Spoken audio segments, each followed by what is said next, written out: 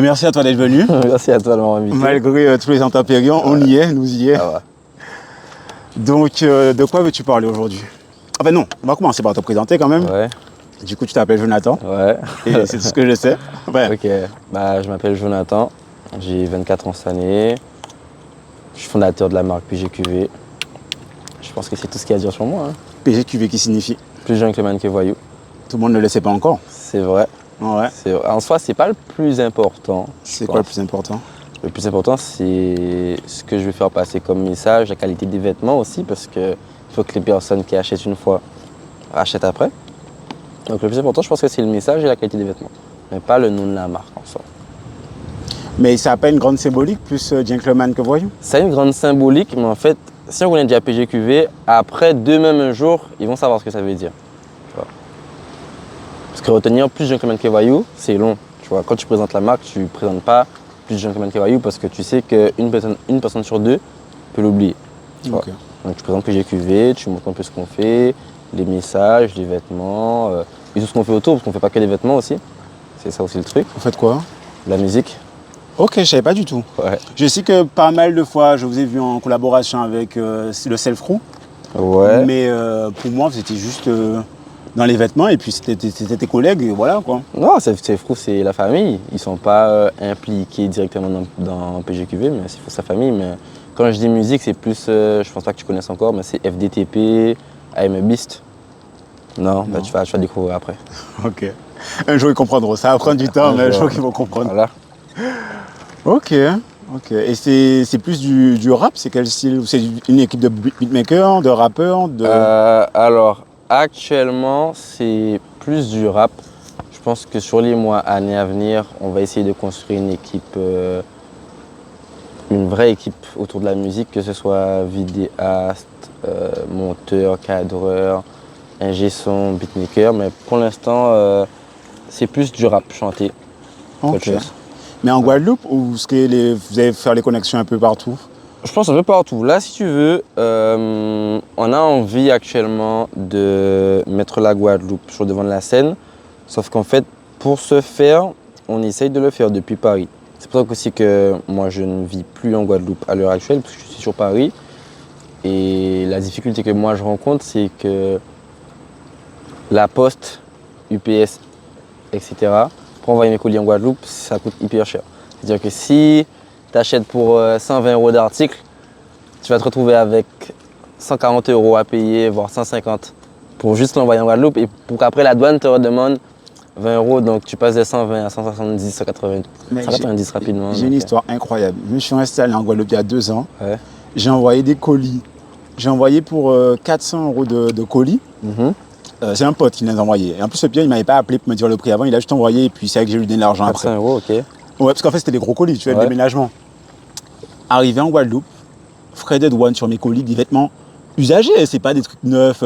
Non, c'est mes vêtements que j'utilisais depuis toute l'année. Donc, c'est pas des objets que j'allais revendre. C'est pas pour la revente et autres. Hein. Donc, j'avais 400 de baskets, de vêtements et compagnie.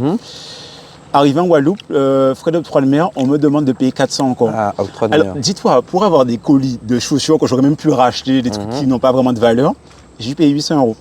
Et pourquoi j'ai pas abandonné l'idée de payer? Parce que comme par hasard, j'avais un objet de valeur dans tout le gros carton. Donc je ne peux pas juste m'asseoir dessus et dire, bon, gardez le carton, je préfère pas payer. Wow. Et c'est la folie. Hein. D'ailleurs, les frais d'octroi de mer, c'est vraiment le racket institutionnel de la Guadeloupe. C'est un vrai racket pour comme ça. Je ne sais pas pourquoi les gens n'en parlent pas plus que ça, mais l'octroi de mer, en plus j'ai travaillé en tant qu'assistant comptable chez Carrefour Minis pendant 5 ou 6 mois en 2021. Et je calculais ça, je me disais, d'où ça sort vraiment? Du coup, je demandais à mes ex-collègues, d'où est-ce que ça sort? Personne ne me répond. Ben, le truc, c'est que la taxe octroi de mer, c'était fait. Ça partait d'une bonne initiative, mais bon, c'était con parce que ça n'avait forcément pas marché. Le but de l'octroi de mer, c'était de favoriser les produits locaux. Donc, c'est-à-dire de surtaxer les produits importés et du coup, pas taxer les produits locaux. Mais le problème, c'est qu'en Guadeloupe, on ne produit rien. Alors, forcément, la totalité des produits était taxée. Donc, ça n'avait pas de sens qu'on produit rien ici. Et le pire, ils le savaient, hein, mais ils ont continué à laisser cet impôt parce que ça a arrangé les caisses de l'État.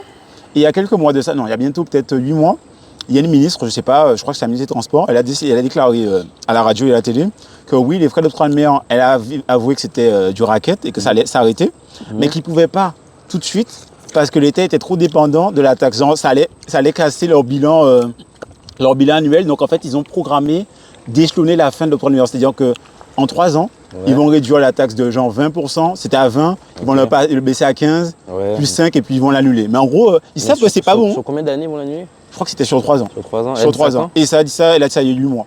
Okay. Tu vois, donc en fait, on a encore 2 ans d'octroi de mer on va voir. À subir. Mais bon, c'était vraiment n'importe quoi. Ok. Mais tu sais, quand tu parlais de la musique tout à l'heure, ça m'a fait penser à une question que du coup je t'avais envoyée. Ouais. Pour toi, est-ce qu'un artiste se doit d'être juste chanteur ou juste dans son domaine? C'est-à-dire que s'il est peintre, est-ce qu'il doit juste être peintre? Ça, c'est une bonne question. Alors, moi, il faut savoir que je ne me vois pas comme un artiste, déjà. Parce que les artistes, je les respecte énormément. Parce que déjà, être artiste, c'est quelque chose de compliqué. Et vivre de l'art, c'est un autre sujet. Et pour répondre à ta question, j'ai oublié la question. La question est, est-ce qu'un chanteur, est-ce qu'un artiste... Ouais, est-ce qu'un chanteur rester dans son domaine, quoi. Ouais, est-ce qu'un artiste doit rester dans son domaine? Ok. Dans le domaine de prédilection, genre tu dois être... Alors je ne pense pas parce qu'on ne naît pas peintre, on ne naît pas chanteur, on ne naît pas interprète ou quoi. Tu nais comme tu es et après tu deviens la personne que tu as envie d'être, selon moi. Donc si pendant 6 ans tu as fait de la musique chantée et que tu veux faire une reconversion et devenir peintre ou je ne sais quoi, tu peux le faire. Tu ne seras peut-être pas le meilleur peintre au moment du changement, mais c'est en forgeant qu'on devient forgeron. Donc... Vraiment. Tout expert était débutant au départ. Et puis, Qu'est-ce que l'art déjà? Qu'est-ce que l'art? Selon moi, l'art, c'est créer quelque chose de nouveau. Donc en soi, en partant de ce sens-là, on peut dire que tout le monde fait de l'art, mais tout le monde n'est pas artiste. Je dirais que l'art est né de la contemplation. C'est justement en contemplant la nature que les gens ont commencé à peindre la nature et puis après ils ont déformé un peu ce qu'ils voyaient. Et c'est ça, parce que quand tu vois Picasso ou autre, à la base, il voyait des champs de tournesol. Non, c'est Van Gogh. Bref, il voyait des champs et tout. Et après, il s'est dit, ah, mais je ne veux pas juste le dessiner à l'identique, je veux le faire en cubisme, je veux le faire en... Je n'ai pas le trop de style, mais voilà. Mais au niveau des artistes, moi, j'ai l'impression que ça... Les artistes sont en train de... Il n'y a plus d'artistes. J'ai l'impression qu'il n'y a plus d'artistes. Pourquoi? Pourquoi? Parce qu'il fut un temps. On va prendre Léonard de Vinci. Le gars, il était ingénieur, donc il inventait plein de nouvelles choses. Il était architecte, donc c'était une forme d'art mais structurale, donc voilà. Il était peintre, il faisait plein de choses. Aujourd'hui, tu demandes à un chanteur, il y a peut-être 10 ans de ça, un chanteur savait jouer d'un instrument.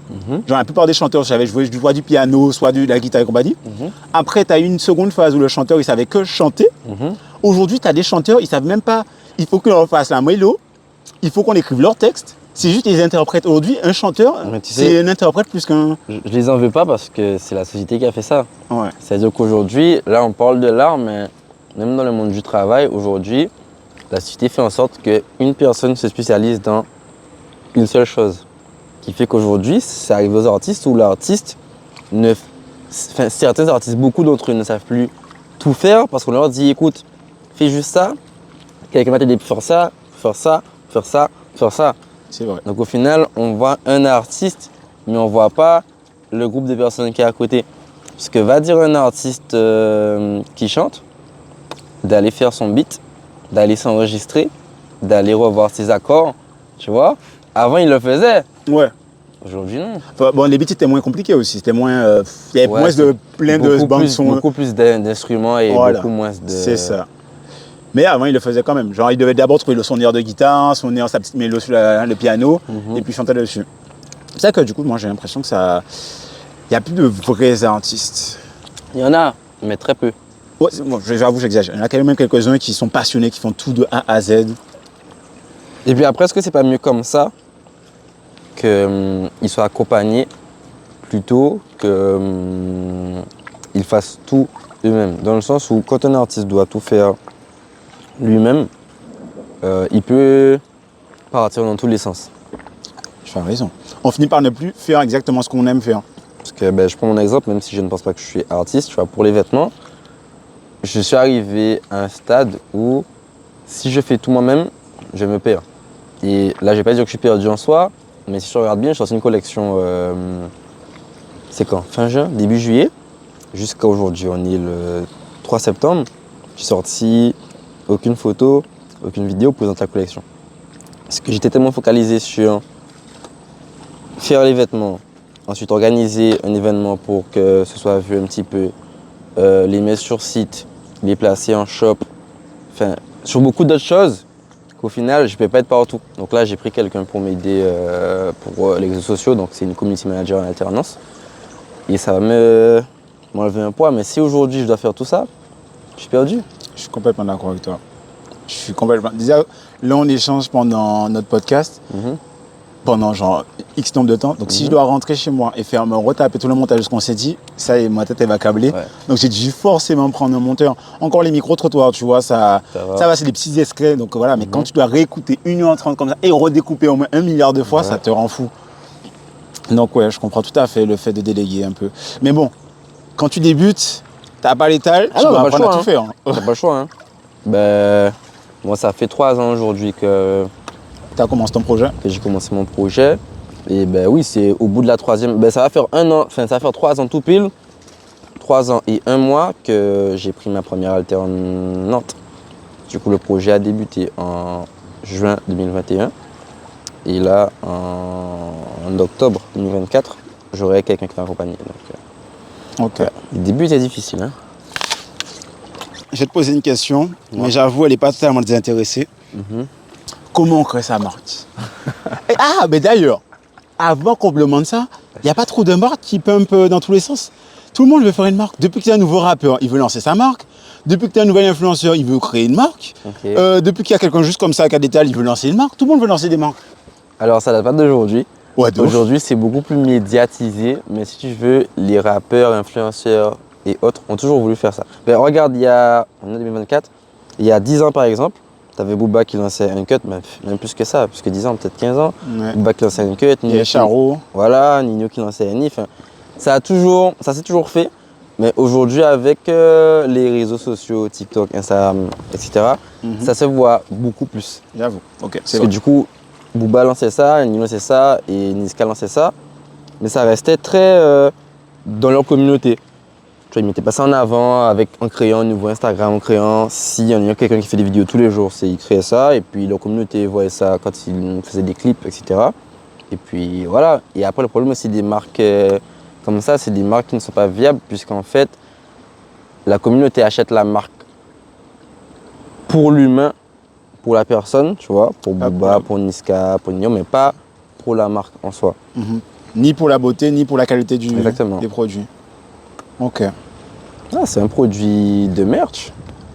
Si tu es un artiste, tu fais de la musique, tu veux gagner un peu plus d'argent que juste les streams, les concerts, etc.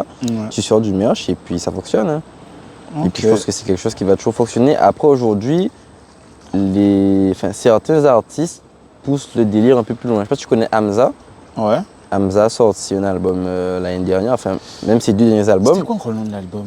C'est le nom de l'album. Ça a commencé avec un intro, il y a une vague qui arrivait avec sur du piano. Le nom de l'album, je sais le concert en plus, j'abuse.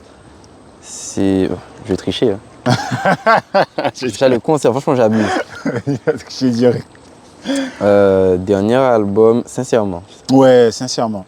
Et du coup, avec Sincèrement, il a fait un très beau merch avec, je crois, 2 long sleeves et 2 casquettes. Ouais. Et c'est l'un des premiers merch que moi j'ai vraiment apprécié parce que c'était pas juste un t-shirt noir ou un t-shirt blanc avec écrit un truc dessus. Ils ont vraiment fait quelque chose de pas mal, des jeux de couleurs. Beau merch. Ok. Est-ce que tu as déjà acheté un album de rap? Oui. C'est quoi le premier album de rap? Le premier album de rap que j'ai acheté, c'est L'école des points vitaux de Section d'Assaut. Ok. Ouais, 2011 si je me trompe pas. Moi j'écoutais Section d'Assaut, mais je n'étais pas forcément un grand fan. Non, même s'ils ont des classiques, hein, je reconnais, mais je n'étais pas. Le premier que j'ai acheté, c'est La Fouine. Ah ouais, okay. Je connais même plus le nom de l'album, mais je crois que je crois pas. Après, c'est un peu la même génération. Quand je te demande, t'es de quelle année? T'es de quelle année? Je suis de 96, qui ne sera pas gardé au montage. Okay. quand je regarde les générations 95 à 2002-2003, je pense qu'on a entendu les mêmes sonorités, que ce soit La Fouine, Booba, Section d'Assaut. Enfin, beaucoup d'entre nous vont te dire qu'un des premiers albums qu'il a acheté, c'était soit La Fouine, soit Section d'Assaut, soit Booba. Ouais, on est d'accord. Donc, Ok. voilà. Hein. Et deuxième album, du coup? Non, j'en ai acheté qu'un seul. Ah Le ouais? seul album que j'ai acheté de ma vie, c'était de Booba. Waouh, Ok. trahison. C'était de La Fouine. Ok. Je crois que c'était La Fouine versus Laoni. Ok. C'était un moment où il fait de l'ego trip sur un côté de l'album. C'est un double Ouais. album, un côté ego trip, un côté il parle de son passé et tout. Ouais. Ah, j'étais à fond. Puis c'est venu en Guadeloupe. Ouais, t'allais le voir? Non, j'étais trop petit à ce moment-là. Enfin, j'avais Mais il est l'âge, revenu là. Ah ouais, La Ouais. Fouine. Oui, il est en Guadeloupe pour moi. Ah, c'est vrai, il juillet. a fait un showcase Ah, et je crois à tout. l'infini. Ouais. Pas sûr. Mais je t'aime beaucoup. Ouais. Hein. J'ai appris ça quand j'ai vu les photos MD. Je sais pas comment j'ai fait. Mais concernant les marques, mais du coup, tu n'as pas répondu. Est-ce qu'il y en a trop ou pas? Il y a trop de marques? Non, il y en a autant aujourd'hui qu'avant ou il y en a beaucoup plus et c'est trop? Je sais pas s'il y en a beaucoup plus. Je pense que potentiellement c'est trop, vu que sur 10 marques qui ouvrent, il y en a 9 qui ferment. Et on peut même dire sur 20, il y en a 19 qui ferment. Je pense que c'est trop, mais c'est pas quelque chose qui va s'arrêter aujourd'hui, puisque ça, en fait, ça a toujours été le cas. Donc il y en a trop, mais c'est la vie. Après, est-ce qu'il n'y a peut-être pas trop de tout sur Terre? C'est bien. C'est une question, Développe. hein. Ben, on parlait du fait qu'il n'y a plus de vrais artistes ou quoi. Moi, je trouve qu'il y a trop d'artistes. Tu sais quoi? Je suis d'accord avec toi. J'avais pensé à ça il y a longtemps, mais je te laisse finir. Je trouve qu'il y a trop d'artistes et que même si j'adore la musique, hein, on peut dire qu'on adore que Dieu, mais j'adore la Je musique. suis encore d'accord avec toi. J'adore la musique. Des fois, je me perds. Il y a vraiment, vraiment, vraiment beaucoup d'artistes. Et comme je te dis, parce que je suis un fanatique de vêtements, c'est-à-dire que quand je regarde ma télé ou quoi, je vais avoir des vêtements partout. Et pareil, genre, aujourd'hui, où est-ce que tu vas prendre ton inspiration? Qu'est-ce que je vais vouloir mettre? Il y a trop de choses. Donc, en fait, ton cerveau, il est éparpillé dans tout. Ça devient compliqué. Bonjour. Pas de souci. Ben, en fait, quand tu dis qu'il y a trop... J'ai oublié ce que tu as dit. Il y a trop de tout. Mhm. Et moi, tu as dit un truc précis, j'ai oublié, c'était quoi? Trop d'artistes. Ouais. Ouais, il fut un temps où un artiste, c'était un hit wonder. Genre, Mhm. il y a 30 ans de ça, les chanteurs avaient un titre. Ils racontaient l'histoire de leur rupture, de leur moment dur. Ils faisaient un hit comme ça tournait dans tous les sens et après ils s'arrêtaient. C'est vrai ça. Aujourd'hui, les artistes, ils veulent tous faire... Enfin, c'est non, je peux les comprendre, hein, ils veulent en vivre et tout. Mais ils font tous une carrière, tous une grosse discographie. Ouais. Alors qu'avant, tu avais des Lolita ou des... Je sais même pas quel artiste, parce que même moi, j'ai pas vraiment connu cette génération-là. Mais je sais qu'avant, c'était... Tu as une histoire dans ta vie, tu la racontes, tout le monde l'écoute, tout le monde l'enseigne. Et puis après, tu prends tes tales et tu fais autre chose de ta vie. Aujourd'hui, c'est devenu une industrie ou c'est devenu aussi un métier. Chose qui est aussi bien, c'est pas pour critiquer. Ouais. Mais aujourd'hui, les artistes, il y en a de plus en plus. Et en plus, ils veulent rester le plus longtemps possible. Avant, c'était pas ça. Tu faisais ton titre et tu te bats. Le capitalisme. Le capitalisme. Ça a grave changé, ça. Ouais. Comme dirait Océane, fuck Babylone. Mais aujourd'hui, tu dois faire des tales. C'est qui dit ça? C'est quelle Océane? Tu connais pas Popote Glossé? Ah non. Ok, bah c'est une pote à moi qui fait des glosses en Guadeloupe, en France. Des glosses? Des glosses? Des glosses pour les T'as lèvres? jamais vu? Ouais. Ah ouais, ok, non, Ouais, ouais. jamais. Bah, prochaine invitée si tu veux. pourquoi Ok. pas. Ouais, elle fait des glosses et bah, elle a fait une interview avec Broky, ça tu connais. Ouais, Pareil, on un se suit et frérot. tout. Et pareil, elle disait qu'aujourd'hui, la complexité du monde fait que tu fais plus que ce soit de l'art ou ce que tu aimes. Pour le faire, tu dois le faire pour gagner ta vie, Clairement. tu vois. Mais après, du coup, est-ce que ça dénature pas ton art? Ça dénature ton art, ça c'est sûr et certain. En fait, tu fais plus quelque chose parce que tu aimes le faire. Tu le fais parce que tu aimes le faire, mais tu dois le faire aimer par d'autres personnes pour que d'autres personnes l'achètent pour pouvoir vivre de ça. C'est un peu un cercle vicieux puisque je pense, moi j'essaye en tout cas de faire des choses que j'aime et aussi les faire aimer aux autres personnes. Et en plus, une petite anecdote, c'est que ma deuxième collection, je crois, donc en 2022, j'ai sorti 3 shorts, 2 casquettes. Et parmi les 3 shorts que j'ai sortis, il y a un short où j'étais pas sûr de le kiffer ou quoi. Je me suis dit, moi je le kiffe pas, mais je pense que vu la couleur du short, les gens vont kiffer. Et au final, ça a été un flop, comme par hasard celui-là. Donc je pense qu'aussi, il faut réfléchir à ça et se dire, pourquoi pas juste laisser mon art parler et ne pas vouloir le faire aimer. Et puis s'il est aimé, super. S'il n'est pas aimé, tant pis. Mais bon. Ok. Du coup, la question est, est-ce qu'un artiste se doit d'écouter son public ou justement être lui-même. Exemple, je prends l'exemple d'Aya Nakamura. Elle est dans son ego trip ou en mode bad bitch, elle écoute personne. Enfin, elle fait ce qu'elle aime et critique ou pas, elle change pas sa DA. Ouais. Mais en même temps, c'est sa communauté qui l'a fait devenir, enfin, qui l'a donné du grade. Et maintenant, tu vois qu'en fait, elle a sa communauté, mais elle fait ce qu'elle veut, peu importe si sa communauté est d'accord ou pas. Donc, est-ce que pour toi, un artiste doit s'écouter d'abord ou un peu prendre en considération? Après, Aya Nakamura, elle fait ça aujourd'hui parce qu'elle peut le faire. C'est comme Kalash, grand respect à Kalash. Kalash sort des musiques aujourd'hui qui n'auraient pas sorti il y a 10 ans, parce qu'il y a 10 ans, il fallait que tu te fasses aimer. Aujourd'hui, tu sais que tu as ta commune, donc tu fais l'art que tu aimes. Donc Aya, c'est la même chose, c'est qu'elle s'est construite en faisant, je pense, pour elle, mais aussi pour les autres. Aujourd'hui, vu qu'elle sait que c'est une star de renommée internationale, en fait, quoi qu'elle fasse, elle sait que son public va aimer. Ok. Ok. Tu vois, elle ne force plus aujourd'hui. Bon, après, elle a une équipe derrière, mais elle fait sa musique, et elle sort sa musique. Enfin, tu vois, il y a même des sons, elle disait Pookie, elle disait avant de sortir le son qu'elle n'aimait pas le son du tout. Son équipe lui a dit non, t'inquiète, le son est déjà fait, sors-le, ça va plaire. Au final, Pookie aujourd'hui, je crois que c'est un de ses top 5 sons. Et c'est un son qu'elle n'aimait pas. Ok, mais je réponds à la question, mais c'est pas exactement que sur le son, c'est vraiment sur la personnalité de la personne. Est-ce que tu dois adapter. Après, bon, à la base, non, en vrai, tu as raison, tu as répondu à la question parce que c'était vraiment l'art de la personne, mais la personnalité, est-ce que tu dois adapter ta. Donc, tu es créateur de contenu ou tu es ta marque, tu es l'image un peu de ta marque, entre guillemets. Même si ta marque repose pas que sur toi, tu es un peu l'égérie de ta marque. Donc, est-ce que maintenant, est-ce que tu peux faire ce que tu veux comme tu l'entends? Non. Ou tu dois quand même, voilà, quoi, genre, tenir une certaine image? Non, tu vas tenir une image puisque tu ne peux pas plaire à tout le monde. Et les codes d'aujourd'hui font que si tu veux l'excès de certaines choses, va déplaire à beaucoup de personnes. Donc si tu veux, tu dois faire en sorte de plaire entre guillemets à la société, même si il faut que tu restes toi-même, tu vois. Mais aujourd'hui, il y a des polémiques qui arrivent sur tout, rien. Donc il faut faire attention à ce que tu dis, faire attention à ce que tu portes, faire attention avec qui tu sors, où tu sors. Enfin, c'est devenu très compliqué. J'avoue. C'est devenu très compliqué. J'avoue. Lui, je crois que ton dossier va tomber. Parce qu'après, tu seras retrouvé. Bon, il y a des abdos, t'inquiète, je serai tenu. Ah ben. Je vais sentir un truc, j'aurais dit yes. Ok. Bon. Du coup, c'est quoi qu'on avait noté d'autre comme sujet? Parce que j'ai pas mes téléphones, il faut que tu dises le. Faut que tu regardes. Parce que je t'ai envoyé. Tic. Ah ouais, Gian aussi.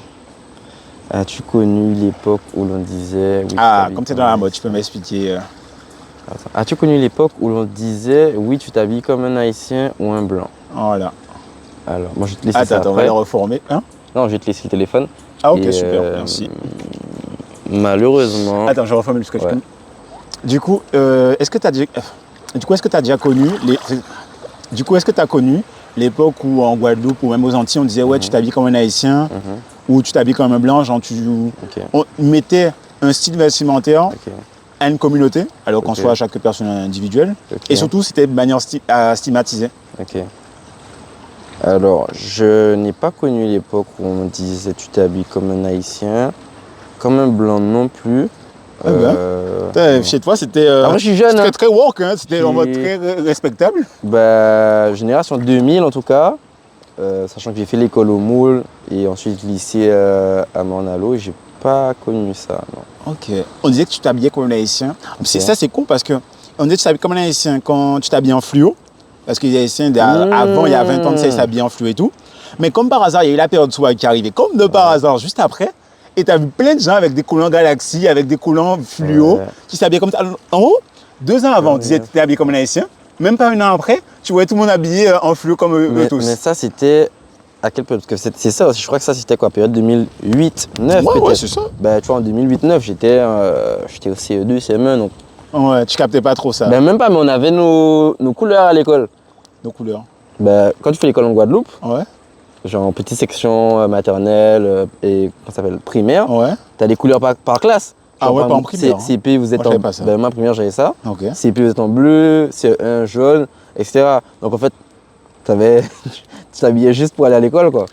Donc on n'a pas trop connu ça. Et t'as pas connu non plus, même au lycée, ouais, tu t'habilles comme un blanc ou au collège, tu t'habilles comme un blanc. Collège, pareil. Parce qu'en mode, si tu portes.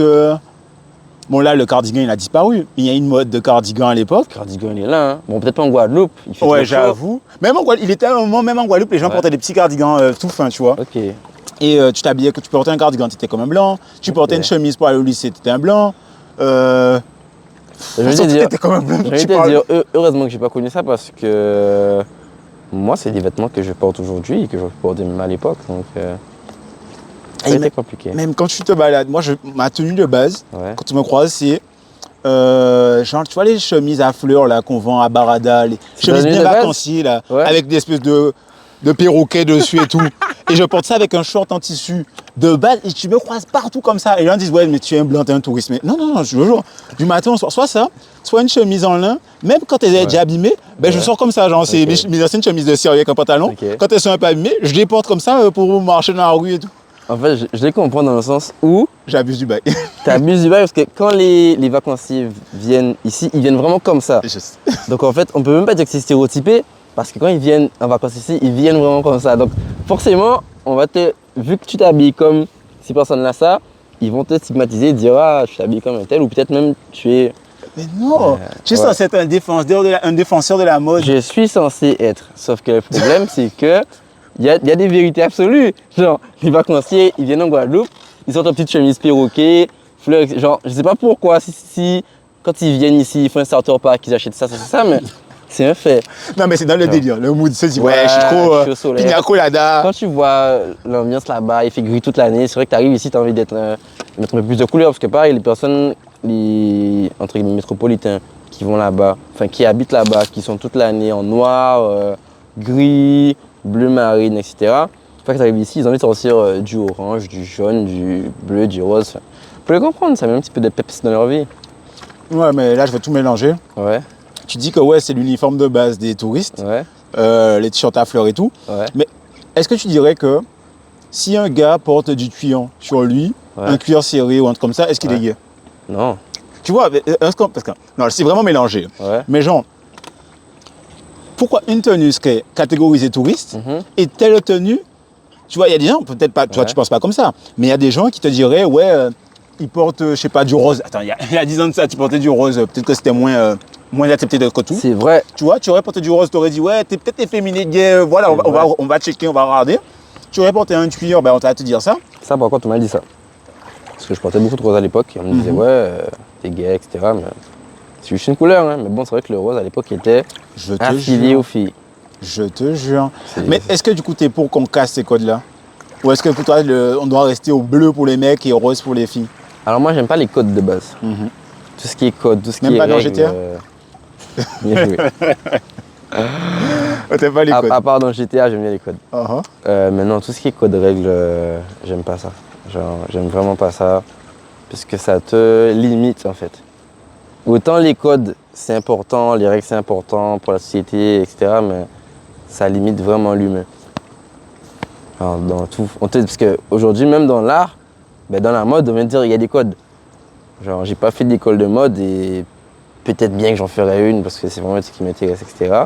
Mais mes amis, collègues qui ont fait une école de mode me disent non, mais il y a des codes. Là, aujourd'hui, j'ai créé un jean. À la base, j'avais créé pour moi, mais il a plu à Meryl, donc elle va le porter. Enfin, elle l'a déjà porté, elle va le reporter. On verra ça après. Et quand je l'ai fait avec du coup une pote qui est designer, elle me dit non, mais il y a des codes, faire ça comme ça. Et moi, je lui dis bah non, j'ai pas envie. Enfin, j'ai imaginé un truc, je veux que mon truc soit comme ça. Ben, un peu fuck les codes, tu vois. Ok. Parce que ça t'enferme vraiment dans une case et tu peux pas créer ce que tu veux. Du coup, les uniformes à l'école, est-ce que tu crois que ça brûle la créativité des... Oui. Et donc tu serais contre les uniformes? Parce que tu m'as dit que tu as connu les uniformes. Oui.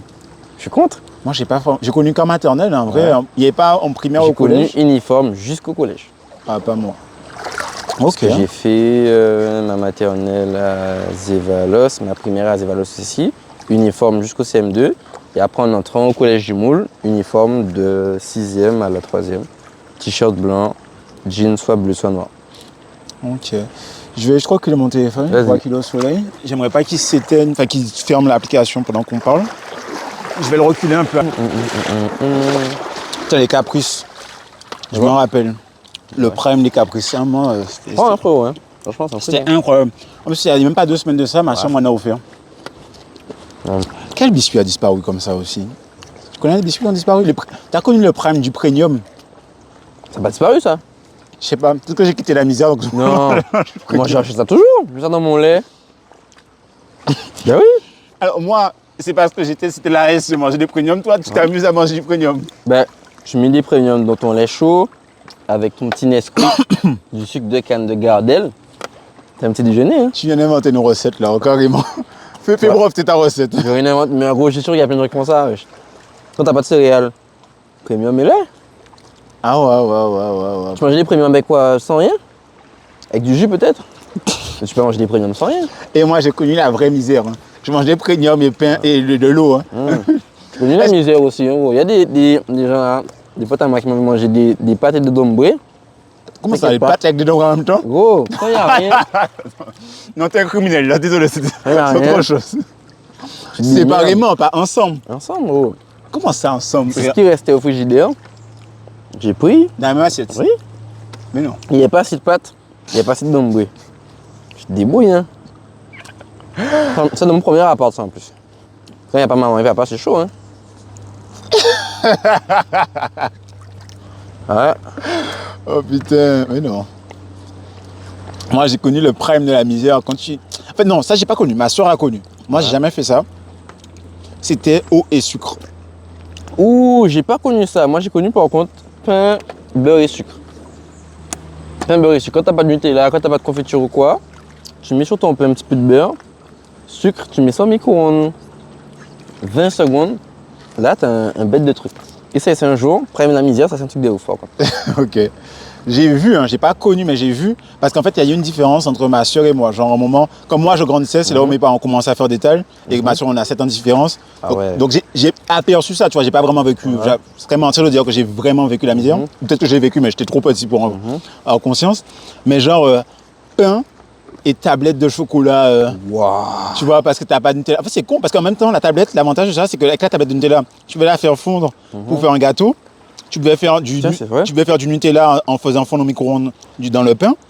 Et en fait, et tu peux le manger seul. Donc en fait, tablette de Nutella, t'avais tablette de chocolat. C'était plus rentable en fait. Ouais, c'était plus rentable. T'as vu ça? Et le Sika Coco même. T'as connu le Sika Coco? Le Sika Coco a disparu de Guadeloupe. Putain. Moi, le dimanche, couper en lamelles les cocos, le faire bouillir avec de l'eau et du sucre pour le caraméliser et tout, ça m'a. Par contre, moi, je sais pas si j'ai déjà connu ça, parce que ma maman faisait beaucoup de choses. Elle fait toujours beaucoup de choses, mais je crois pas qu'elle ait déjà fait ça. Elle faisait la confiture de goyave elle-même, etc. Mais le Sika Coco, je l'ai toujours acheté. Hein. Mais c'est vrai que là, la dernière fois que j'en ai mangé, ça doit faire un bon entre 2 et 4 ans, je pense. Hein. Et celui que tu as mangé, c'était à maison ou tu l'as acheté? Je l'ai acheté. Est-ce que c'était même pareil que dans l'ancien? Parce que dans l'ancien, c'était des lamelles de coco. C'était pas râpé comme ça. Oh non, ça date, j'ai pas vu ça. Lui, il est mort, lui, il est en 6 pieds sous terre. Est-ce que les gens voient même. Est-ce qu'ils vont même voir de quoi je parle? Moi, là, je vois le bloc en fait. Ouais. Les lamelles, ça va faire 10 ans que je n'ai pas vu ça. Tu vois? Après, les lamelles étaient restituées. Ils étaient entre eux, on les compactait. Ouais, mais c'était des lamelles. là. Voilà, tu vois, des fines lamelles. Ça, là, on en parle là. Il y a moyen que 90% des gens ne voient pas. Mais il y a quelqu'un qui faisait ça en Guadeloupe, genre de l'artisanat, mais qui le faisait sûr, pour la distribution. Je sais pas, non, je sais pas au courant, j'ai jamais vu. Parce que j'ai déjà vu ça en sachet, je le sais. Ok. Que ce soit sur peut-être on peut trouver ça, je pense, sur le marché de Pointe-à-Pitre, je pense. Ouais. En dessous de. Là, on masque avec les pour sa pose, la marcheuse épices. Je pense que tu peux trouver ça là-bas. Mais en parlant du marché aux épices, Ouais. il y a un magasin juste à côté qui s'appelle. Merde. J'ai pas le nom, je crois que c'est. Bobby? Non, je sais pas. Un magasin de Madras.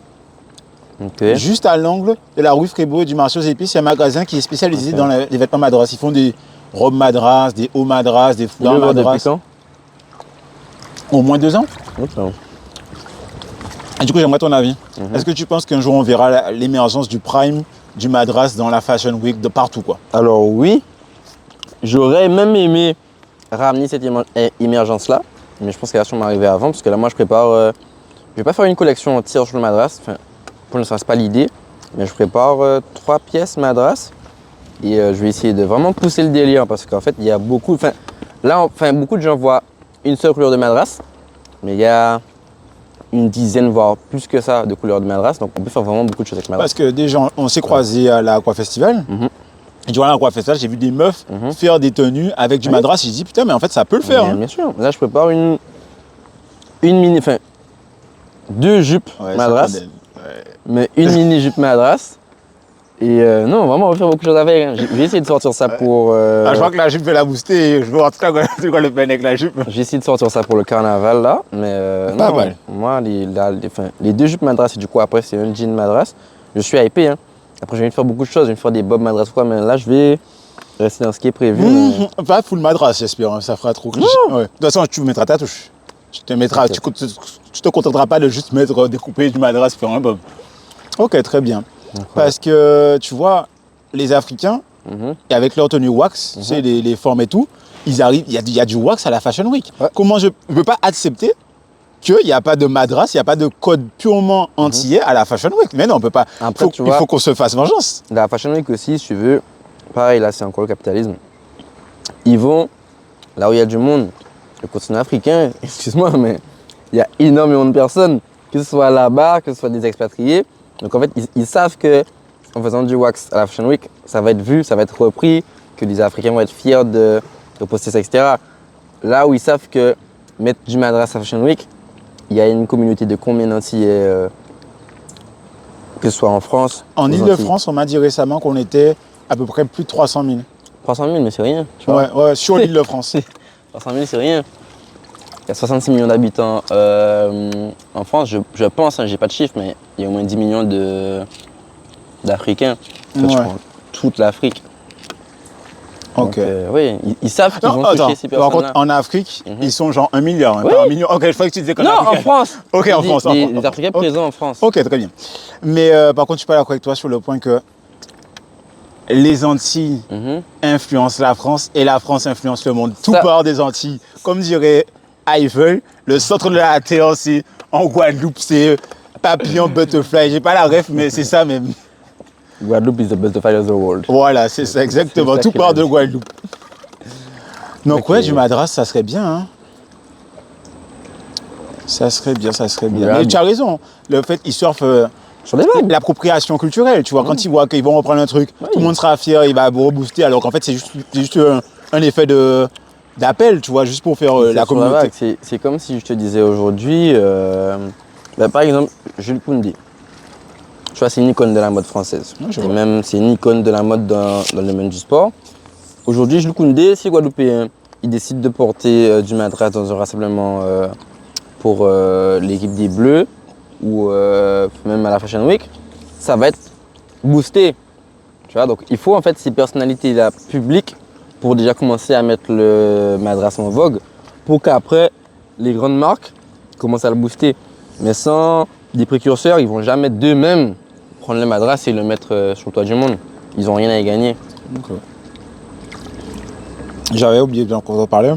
Tu sais, la marque, comment j'ai eu ma première casquette PGQV, c'est je suis allé dans le magasin de Ticris, le magasin Jarry de vêtements, et il y avait ta casquette. Et en fait, je n'étais pas rentré pour ça, enfin, j'avais vu d'autres articles qui me plaisaient. Il m'a dit, j'ai vu la casquette, j'ai vu la petite couronne, j'ai bien aimé et tout. Ouais. Je lui ai demandé c'est quoi, et après il m'a parlé un peu, il m'a dit PGQV plus Gentleman Voyou. Et je l'ai acheté comme ça parce que je connais un peu Ticris pour le faire plaisir, parce qu'elle n'était pas moche non plus. Ouais. Et depuis je l'ai acheté. Je vois la casquette partout, je vois les vêtements partout. En fait, c'est bizarre parce que je suis en Guadeloupe tous les jours, je fais des micro-trottoirs toute l'année, je vois personne avec la marque. Ouais. Une fois que je l'ai, j'ai l'impression de l'avoir partout. Alors, est-ce que j'étais aveugle avant ou est-ce que. Je sais pas. Non, ça, c'est un phénomène, je sais pas comment ça s'appelle. J'ai pas le nom, je crois que c'est quelque chose avec cognitif, j'ai pas le nom, mais c'est normal. Et puis après, cette casquette-là aussi, c'est mon article le plus vendu. D'ailleurs, la casquette est en collaboration avec une autre marque. Je sais pas si tu sais.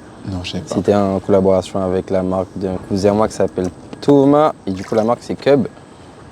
Okay. Genre je parlais de la marque Cub. Non pas encore, après là du coup je vais entendre parler tout partout. Ouais, mais ouais c'est une collaboration entre PGQV et Cub, et puis ouais c'est ma casquette la plus vendue. Je crois qu'elle a été vendue en 200 exemplaires, alors que normalement je suis que des 50.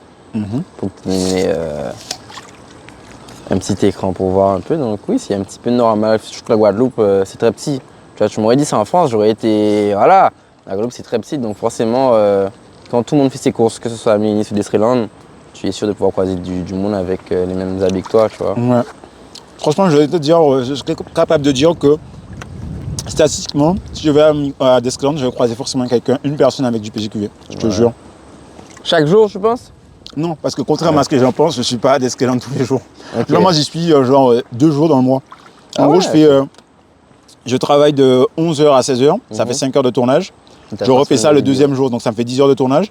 Et après, j'ai des rushs pour un mois. Tu vois, par exemple, l'Aqua Festival, Ouais. je continue à poster du Aqua Festival, ça fait 1 mois, c'est fini, frérot.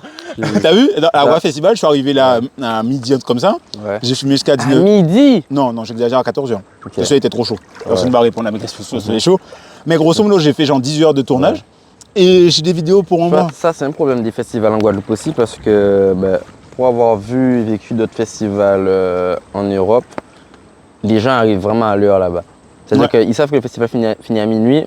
Si ça ouvre à midi, 13h, ils seront là-bas à midi, 13h. Sauf qu'en fait, il fait très chaud à midi en Guadeloupe. Donc déjà que, même si c'est des stéréotypes, c'est la vérité, on est tout en retard. Je nous vois mal arriver sous un soleil à midi. Surtout qu'il n'y a pas de chapiteau quoi pour voilà, donc tu es vraiment sous le soleil, écouter des artistes. Donc j'espère que ce soit le préfet, que ce soit les organisateurs s'ils nous regardent, qui vont faire en sorte que les festivals en Guadeloupe commencent plus tard mais finissent aussi plus tard parce qu'en fait tout finit à minuit. Je crois que c'est pour des normes, on dit ça, préfectorales, mais essayer de pousser à 2h du matin parce que tu vois 14h minuit, tu sais que les gens vont pas être là avant 17h parce que le soleil voilà. Tu fais un 6h, 2h. C'est un beau festival sur 10 heures. Ça fait 10 heures de festival. Non, un peu moins. 4. Non, c'est ça, 10 heures de festival.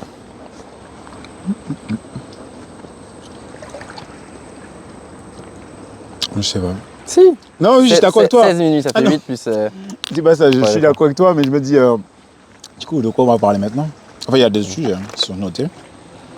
C'est ta chou. Non, regarde. J'ai pas eu le temps de regarder, j'ai pas mis ma chronique. Ça, c'est une de mes meilleures amies. Mais j'ai. On peut faire ça avec un iPhone, appuyer, ça change de fond d'écran. Tu fais ça et personnaliser et tu rajoutes des photos. Ah ouais? Ouais. Tu m'apprends. Voilà, Jian. Qui va Ok. venir aujourd'hui. Bizarrement, on aime les jolies filles, hein, c'est vrai. Non. On va parler justement, je vais en parler tout à l'heure. Tu sais quoi, tu me rappelles, même pas besoin, tu peux vérifier ton téléphone, je me rappelle du sujet. C'est quoi? Le beauty privilège Ouais. dans la création d'une marque ou d'un artiste, un chanteur. Parce que la question était pour toi, Gian. Ouais. Est-ce que ton beauty privilège t'aide? Et moi, je vais d'abord répondre à ta question Vas-y. directement. Oui, ça t'aide. Ah ouais? Est-ce que si t'étais vraiment young, tu étais vraiment moche, est-ce qu'il y aurait des mannequins ou des gens qui porteraient ta marque et tout? Au départ, maintenant c'est plus que ça. PGQV c'est maintenant plus que ça, mais au début, tu vois, est-ce que des jolies filles auraient voulu être associées à un. Tu vois, est-ce que si tu t'envoies un DM à une meuf pour qu'elle porte ta marque et tout, et pour une collaboration comment on dit ça encore? De bon procédé, c'est-à-dire sans que tu la payes. Est-ce qu'elle aurait accepté si t'étais vraiment un gars moche? Avoue que ça aurait changé ton ratio, ton taux de réussite là, pour le coup.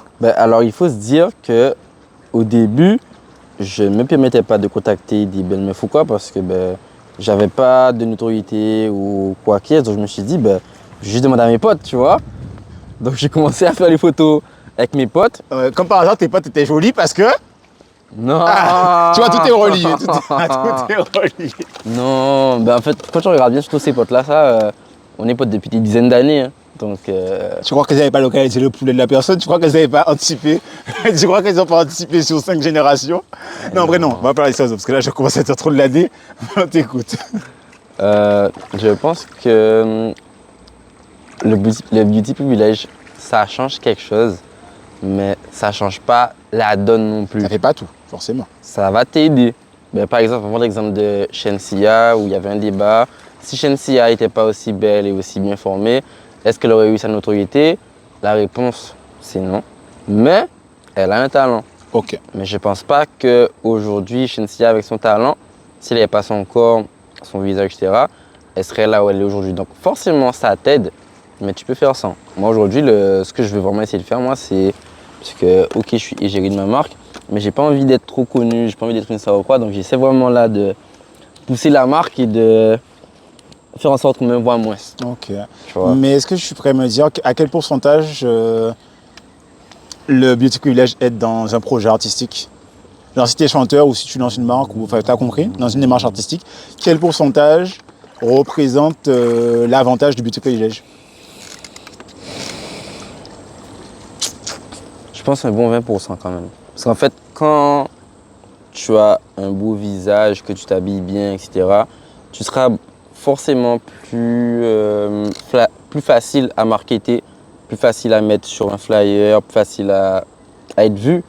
Tu vois, parce qu'on va aimer te voir, donc forcément te mettre sur une affiche aujourd'hui, on voit que tu es beau gosse, que tu es belle gosse, ça va plus attirer l'œil. Donc je pense 20%. Parce qu'en fait, il y a la partie chantée, ça ne change rien, mais la partie marketing, réseaux sociaux, en fait, se faire connaître, ça change beaucoup.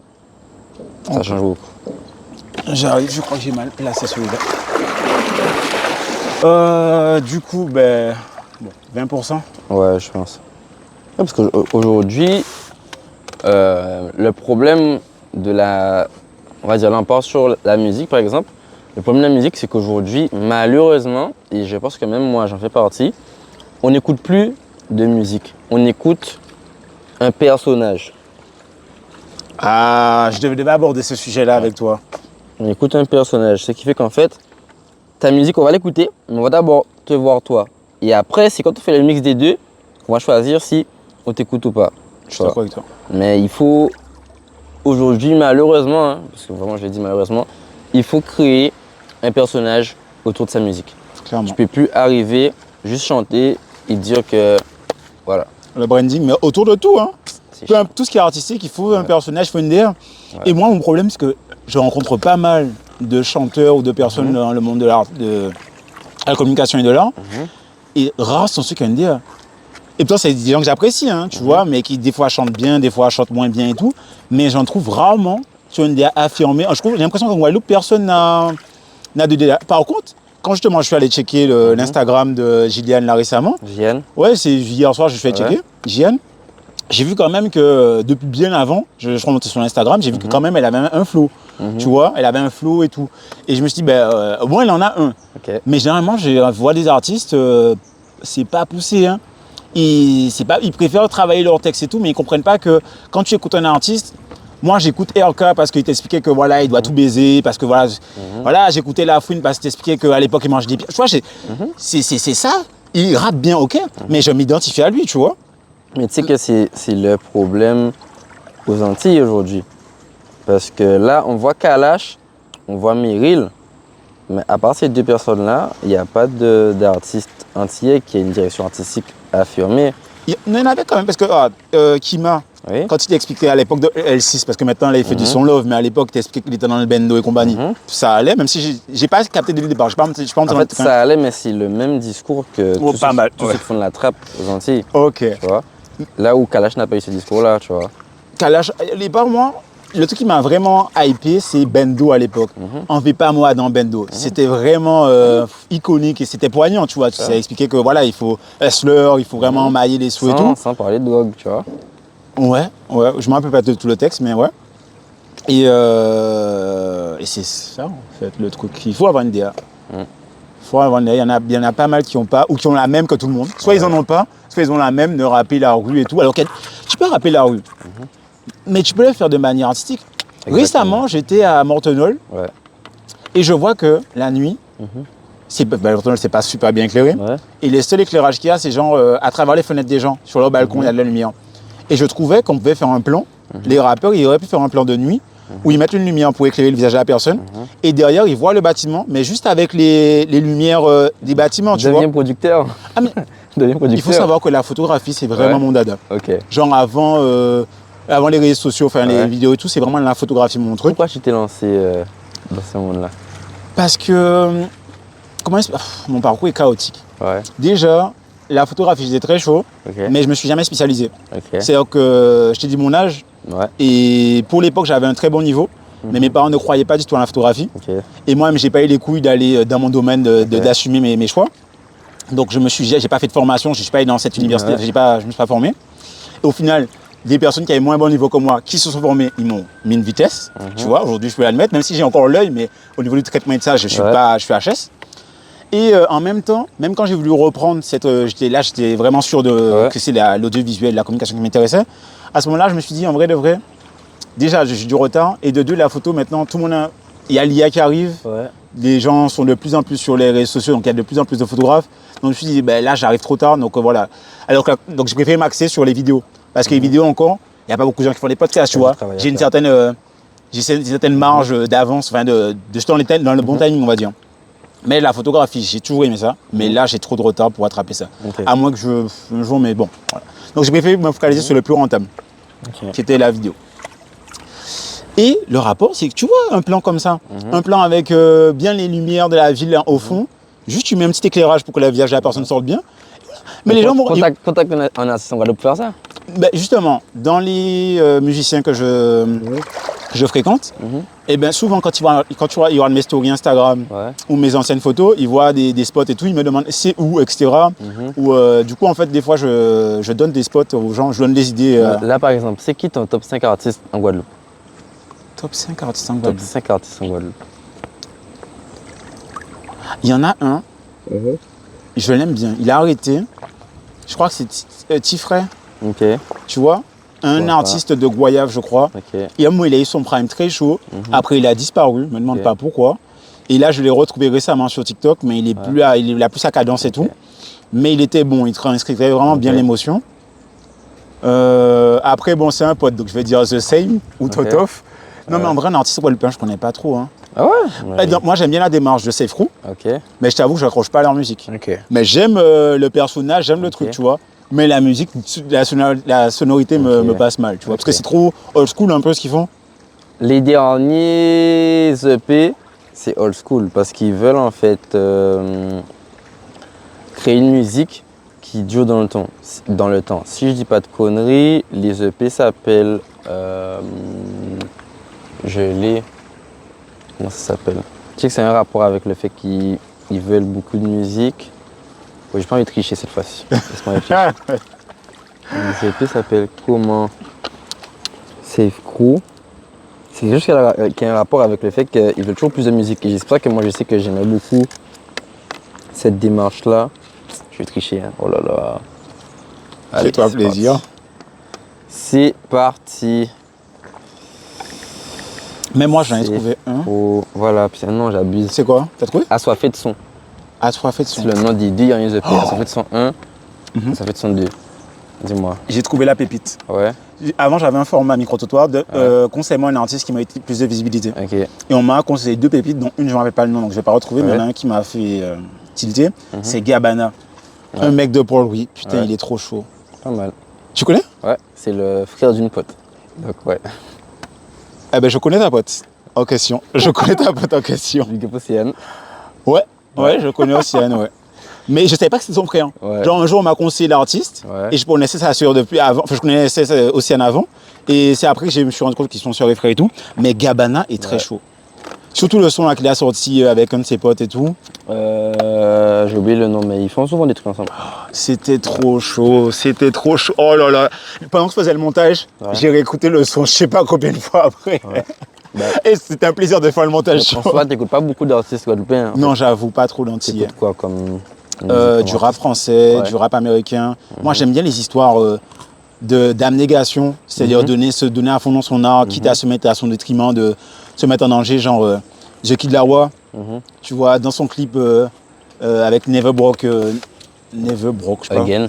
Ouais, c'est ça. Il t'explique en gros, pour donner un anniversaire à son petit frère, pour le Noël de son petit frère, il allait voler les maisons des riches pour donner un cadeau à son frère. Tu vois, c'est des histoires comme ça, tu vois. Ouais, j'ai capté. Genre, j'écoute, franchement, toutes les musiques que j'écoute dans mon téléphone. Ouais. Tu veux qu'il y ait un storytelling en fait. Ouais, mais je veux que en fait, ça me motive. Je veux toujours être focus sur mon truc. Je veux pas écouter un rappeur, juste qu'il débite, qu'il rappe bien. Je veux qu'il rappe bien, mais je veux qu'il raconte une bonne histoire. Ligno, les anciens Ligno, j'aimais bien. Les nouveaux Ligno, j'aime pas, parce qu'en fait, il rappe bien. Ça s'arrête à Destin pour moi. Voilà. Destin, ouais, il y avait une Destin. histoire. Voilà. Après Destin, il n'y a plus d'histoire, il fait du rap. C'est ça, donc j'écoute des rappeurs qui étaient broc, et qui du coup ont su s'en sortir. Started from the bottom, now we're here. Ok, j'ai compris. Et toi, tu écoutes quoi du coup? Alors moi, j'écoute justement même pas. Alors j'ai eu ma période très rap américain, très R&B. qui s'est arrêté, je pense, fin collège. Parce que du coup, fin collège, en troisième, je suis parti à Miami un mois en voyage linguistique avec Travel Boutique. Je ne sais même pas si ça existe toujours, Travel Boutique d'ailleurs. C'est une agence guadeloupéenne de voyage linguistique. Et du coup, je suis parti à Miami avec des potes. Et en fait, je ne sais pas qu'est-ce qui se passait à ce moment-là. Mais quand je suis rentré, le rap américain, j'ai vraiment délaissé parce que j'avais une redondance en fait. Parce que, si tu veux, tout le monde a copié les Migos après le prime Migos. Ouais, effectivement. Tous ceux qui pètent maintenant, les Lil Baby ou quoi, c'est du Migos, il faut qu'ils arrêtent de se mentir. C'est vraiment les sonorités Migos. C'est même pas de casser les codes ou quoi, c'est vraiment sonorités Migos il y a 10 ans, 2014, ils les reprennent.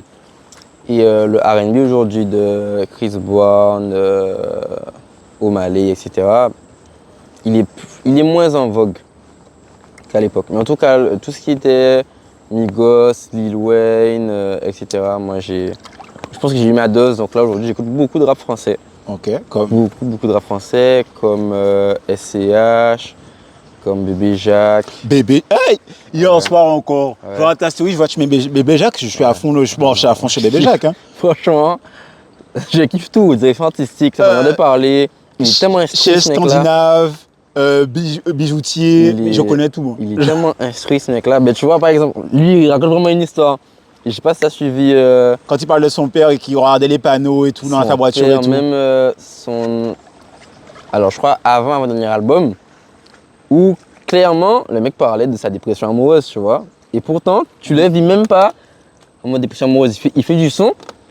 Et quand tu cherches vraiment à savoir, à comprendre, tu vois qu'il était dans un truc avec sa meuf, que ça s'est mal fini pendant l'album, et qu'en même temps, parce que du coup il faisait de la musique avec un mec qui je crois faisait ses instrus, parce qu'en fait Bébé Jacques il avait tout construire, tu vois, donc il construit sa musique, mais comme il n'est pas aussi fort qu'un beatmaker, il va le faire avec un beatmaker, et du coup le beatmaker lui a dit peut-être 3 mois avant que l'album sorte, ben finalement les potes on a fait ensemble, Ouais. j'ai pu... T'as entendu ça? Oui. Ça c'est chaud, Oui, il a refait un album en 2 mois.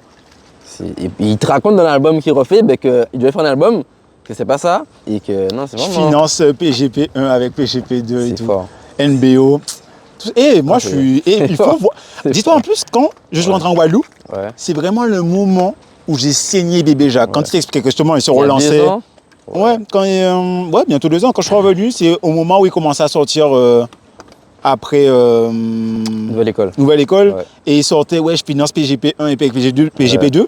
Et moi, ça résonnait en moi parce qu'en fait, comment je fais ma création de contenu, Ouais. c'est avec mon job et les autres sous que j'ai, mes autres revenus. Ok. Et la phrase résonnait en moi parce que je savais que je finançais mes projets actuels avec ce qu'ils faisaient et qu'ils expliquaient qu'il va se refaire. Tu vois, ils disaient, je vais me refaire. J'ai coulé là, mais je vais me refaire. Et moi, dans ma tête, j'étais à la plage, je marchais, j'écoutais Bébé Jacques, je me disais, bah pareil. Là, j'ai peut-être coulé, etc. J'ai des sous de côté, je vais me refaire et tout. Oh, moi, je suis totalement dans ça, parce que les gens pensent que la marque se suffit à elle-même, mais c'est totalement faux. Je bosse à côté. Ouais. Tu vois, genre, on voit en fait sur les réseaux sociaux que le bon côté, même si sur mon Snap, je montre quand même que je charbonne, mais il n'y a pas que la marque. Genre, je finance la marque avec d'autres projets. C'est ça. Donc, Par contre, compliqué. j'étais idéaliste avant. Je pensais qu'on pouvait se lancer dans un projet sans tel. Mes parents qui avaient raison. Attends, je le remets un peu à l'ombre.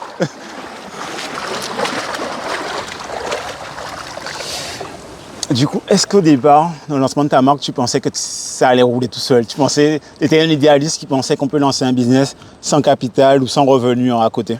Enfin, sans autre revenu. alors, je pense que j'ai jamais été idéaliste à ce point-là. Genre, c'est mon but de pouvoir d'ici 1 an. Je pense que dans 1 an, c'est possible que je puisse avoir que ça, mais même si c'est possible, je pense que j'aurais pas que ça. Mais mon but, c'était à terme, entre 2 à 5 ans, d'être plus que rentable. C'est-à-dire de pouvoir vivre de la marque projet après projet. Parce que là, si tu as un projet qui floppe, ben, tu dois remettre de l'argent. Tu vois, si tu as un projet qui fonctionne bien, tu peux continuer, mais tu vas quand même remettre parce que tu veux faire plus que le projet d'avant. Donc, j'ai jamais été idéaliste à ce point-là, mais c'est vrai qu'au début, je ne pensais pas que j'allais avoir besoin d'autant d'argent. Parce que les gens ne savent pas, mais je sors des sommes astronomiques pour sortir des collections. Parce que, ben, on prend l'exemple de cette année, j'ai sorti 5 coloris de casquettes, enfin cet été, 5 coloris de casquettes, 2 shorts, 5 coloris de t-shirts. J'en ai pour presque 10K qui sort, tu vois. What? Qui sort. Par contre, j'imaginais pas un vrai chiffre. Hein. Donc- J'imaginais peut-être un tiers de la somme que tu viens de me dire. Peut-être la moitié, mais pas tout ça. presque 10 cas qui sortent. Donc c'est un travail qui se fait sur plusieurs mois. Parce que là, la collection que j'ai sortie cette année, enfin cet été, elle est presque prête depuis mars. Il n'y a que les t-shirts où je tanguais un peu, donc j'ai fini ça entre avril et mai. Mais sinon, tout le reste est prêt depuis. Là, par exemple, ma collection de février, je sais déjà tout ce qui va sortir, mais j'ai pas encore l'étal pour tout faire sortir, tu vois. Il faut que je travaille à côté, que je manage les sous, pour tout. Donc non, j'ai jamais été idéaliste à ce point-là, mais je veux qu'à terme, je puisse vivre de la soit marque. viable. Tu vois. Ok. Voilà. Parce que du coup, toi, aujourd'hui, tu vis de ça ou pas encore? Ah non. Pas encore? Tu bosses à côté? Non, je bosse pas, mais j'ai d'autres revenus. Ok, Pas du travail. ok, Là, j'achète des actions, bien. j'ai d'autres revenus grâce à mes parents et Ok. tout. Donc voilà, Du j'ai coup- des petits trucs. Je suis pas millionnaire, hein. Ouais, Mais du coup, j'arrive à ok. joindre, enfin, pour monter mes projets avec le budget, avec l'argent que j'ai. Pour la petite histoire, dis-toi que sans la crypto, j'aurais pas eu la marque aujourd'hui. Parce que du coup, la marque, j'ai pour projet de la lancer, depuis 2017. Parce que du coup, pour l'histoire de la marque, c'était un groupe de potes qui aimaient beaucoup la musique. Donc en fait, au lycée, on avait lancé comment on appelait ça, une petite traîne qu'on appelait Histoire de rire, où c'était en fait 1 minute de rap. Donc des fois, on était 2 à rapper, 3 à 4, et on a fait des vidéos sur Instagram, on les a postées. Et ça a pris un peu d'ampleur, etc. Et on avait déjà le nom du crew, tu vois, qui était PGQV, donc Plus Gentleman que Voyou. Et avec le nom du crew, on s'est fait un peu connaître au lycée avec les vidéos. Et j'ai fait mes premiers t-shirts, mais je ne les ai pas vendus. Parce que du coup, j'ai fait des t-shirts pour le crew, j'en ai fait 2 modèles. Et puis, même si les gens demandaient, moi, je n'étais pas encore dans ce truc business ou quoi. Genre, on avait 17 piges, on passait le bac 1 an après. Donc, je suis vraiment en mode chill, je fais ma musique avec mes potes, je suis content. Je fais des t-shirts pour nous, comme ça, on se démarque un peu, mais ça s'arrête là. Et c'est en Covid, du coup, 2020, j'étais en prépa, j'étais chez moi, et j'avais rien à faire pendant, c'est qu'on était confinés 3 mois. Donc pendant le confinement, pendant les 3 mois, 1 mois, franchement, je faisais rien du tout. C'est Netflix toute la journée, je mangeais Netflix, je faisais rien du tout. Après, je me suis dit, laisse-moi faire un truc de ma vie, tu vois. Du coup, je barodais un peu sur les réseaux sociaux, je voyais qu'est-ce qui était en vogue, c'est la crypto. Du coup, je me suis lancé un peu, j'ai acheté pour peut-être, je sais pas, max 400. Et les 400 sont devenus une première fois 8000, je crois.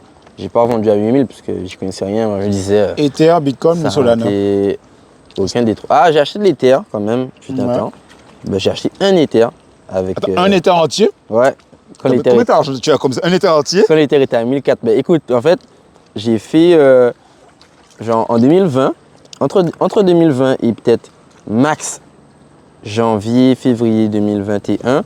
J'ai acheté pour entre 300 et 500, pas plus, tu vois, de plusieurs cryptos. J'ai acheté à l'époque de l'Uniswap, enfin des trucs qui aujourd'hui ne sont plus en vogue, tu vois. Uniswap, qu'est-ce que j'ai acheté?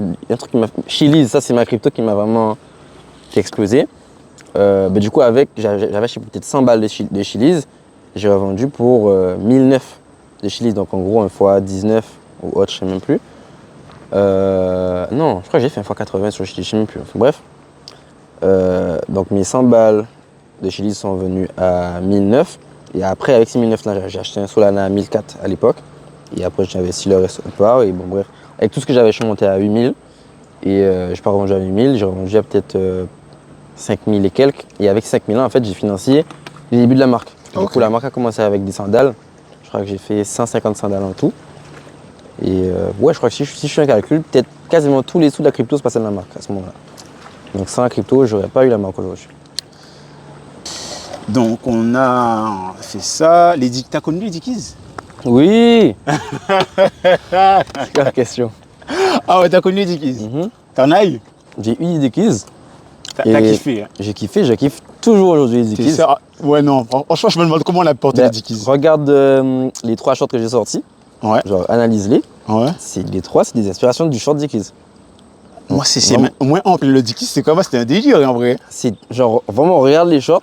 Tu vas voir qu'au niveau de la coupe, c'est la forme. Mes shorts sont beaucoup moins amples, ouais. Mais ça garde la DA Dickies. Genre, vraiment, je suis un fan des Dickies. Ok. Au niveau des shorts. Et comme par exemple, quand j'ai écrit ça, je ne pensais pas à ton short et tout. Tu vois, le style. Après, c'est moi qui ai mal marketé ça, franchement, je l'assume. Le style de ma collection de cette année avec le débardeur blanc et les shorts, c'est pour rappeler pas la DA, mais pourra plus se comporter en Guadeloupe il y a 15 ans, 10 ans, débardeurs blancs, Dickies de toutes les couleurs. Ou les gros Bermudas en jean là, gigantesques. Tu voyais un Marcel blanc avec une Dickies, que ce soit noir, que ce soit kaki, que ce soit marron, que ce soit bleu, il y avait des Dickies de toutes les couleurs. Je te jure. Et moi, du coup, c'est ce que je vais faire avec ce short-là, ça, c'est le sortir le plus tôt que possible, parce que le short, ceux qui l'ont te diront qu'ils sont hyper bien dedans, et selon moi, il est très bien coupé. Tu vois, donc là, j'ai sorti en noir, en beige et en kaki, mais c'est le maxi. C'est le maxi. Maintenant, Dickies, je signe tous les jours. Ok. T'as pas très Dickies? Bah, je l'ai été, j'en avais Ouais. acheté un rouge. Putain. Ouais. Un gros rouge pétard à l'époque. Mais là, je me demande comment j'ai porté ça, quoi. J'avais ça plus un t-shirt de Tupac. C'était ma meilleure tenue. Là, Pour le collège, c'était ma meilleure tenue. T-shirt blanc en Tupac, Ouais. Dickies rouge et des Air Force blanches et tout. Ça, c'était ma tenue quand je veux gérer la joue. là, tu prends ton Dickies, tu mets un petit Marcel blanc, même Marcel PGQB si tu veux, et une paire d'Air Force blanche. T'as besoin de rien de plus. Que demander? Qu'est-ce que le peuple demande de plus? Tu t'habilles simple.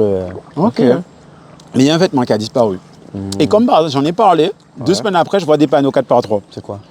Les Marcel, mais en maille. Tu sais, les trous dans nos enfants, là.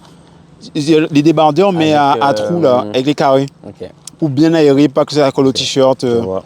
Mais genre, à un moment, tous les enfants portaient ça, même les darons et tout, le portaient même en couleur jamaïcain et tout. Et là, ça a disparu. Et là, j'ai vu un 4x3 en Guadeloupe, là, au bord des routes, de t-shirts, enfin, pas des t-shirts, des débardeurs à trous. Et ça avait disparu. Quel vêtement a disparu, selon toi? Que tu voyais avant et qui va peut-être revenir un jour? Parce que la mode est cyclique, apparemment. Des salopettes. Putain, c'est vrai. Ouais. Et tu... Non, mais je bosse sur une salopette, donc je sais que ça a disparu. Waouh, tu me remets des trucs en tête. Les salopettes. Qu'est-ce qui a disparu? Moi, je sais que c'est ce que j'avais en tête que je voulais faire revenir. Qu'est-ce qui a disparu qu'il y avait avant? En fait, la mode c'est cyclique, tu vois. Donc forcément, ça va revenir. Comme tu dis, je pense que la tendance Dickies, elle est en train de revenir. Et elle va revenir parce que du coup, les gens commencent à mettre beaucoup plus de vêtements amples, larges, tu vois. C'est vrai. Oversize comme ils aiment bien le dire. Donc je pense que les Dickies, ça va revenir à la mode, genre fort. En fait, là, tout ce qui avait disparu est en train de revenir. Donc je cherche vraiment, à part la salopette et les Dickies bien larges, qu'est-ce qui a disparu qui peut revenir? Peut-être le bob. En soi, il est un peu revenu avec Jacques Mus. Je sais pas si t'as vu. J'avoue. J'en avais. Surtout que les festivals de l'année dernière, tout ce qui est ardente, etc., tout le monde avait des bobs Jacques Mus. Oui, j'en avais acheté, on me l'a volé là, il y a 2 semaines. oui. Il y a 2 un semaines? mois. Ouais. Ok. Genre, je l'ai laissé dans ma voiture. Ouais. Il n'y a généralement personne qui monte dans ma voiture. Ouais. Mais là, récemment, j'ai fait monter du monde. Et je sais pas pourquoi, je ne prêtais pas attention. Moi, il était là, je suis dans la voiture, il a disparu. Un jour, je voulais ranger ma voiture, je me dis, bon, bah, je vais le récupérer à terre. Enfin, il doit être dans. C'est toi, tu connaissais pas? Bah, apparemment, si. Bah, c'était pas mes best friends, mais c'est des gens quand même que je côtoyais. Et il y a plusieurs personnes qui sont passées. Et du coup, je sais pas qui a pris mon Bob Jack. Tu verras bien en Guadeloupe. J'avoue. Ils le mettront une fois. Ah, ça m'a mais tué. où t'as pris le bob? Tu te diras, il a acheté, tu demanderas la facture, il te dira, bizarre.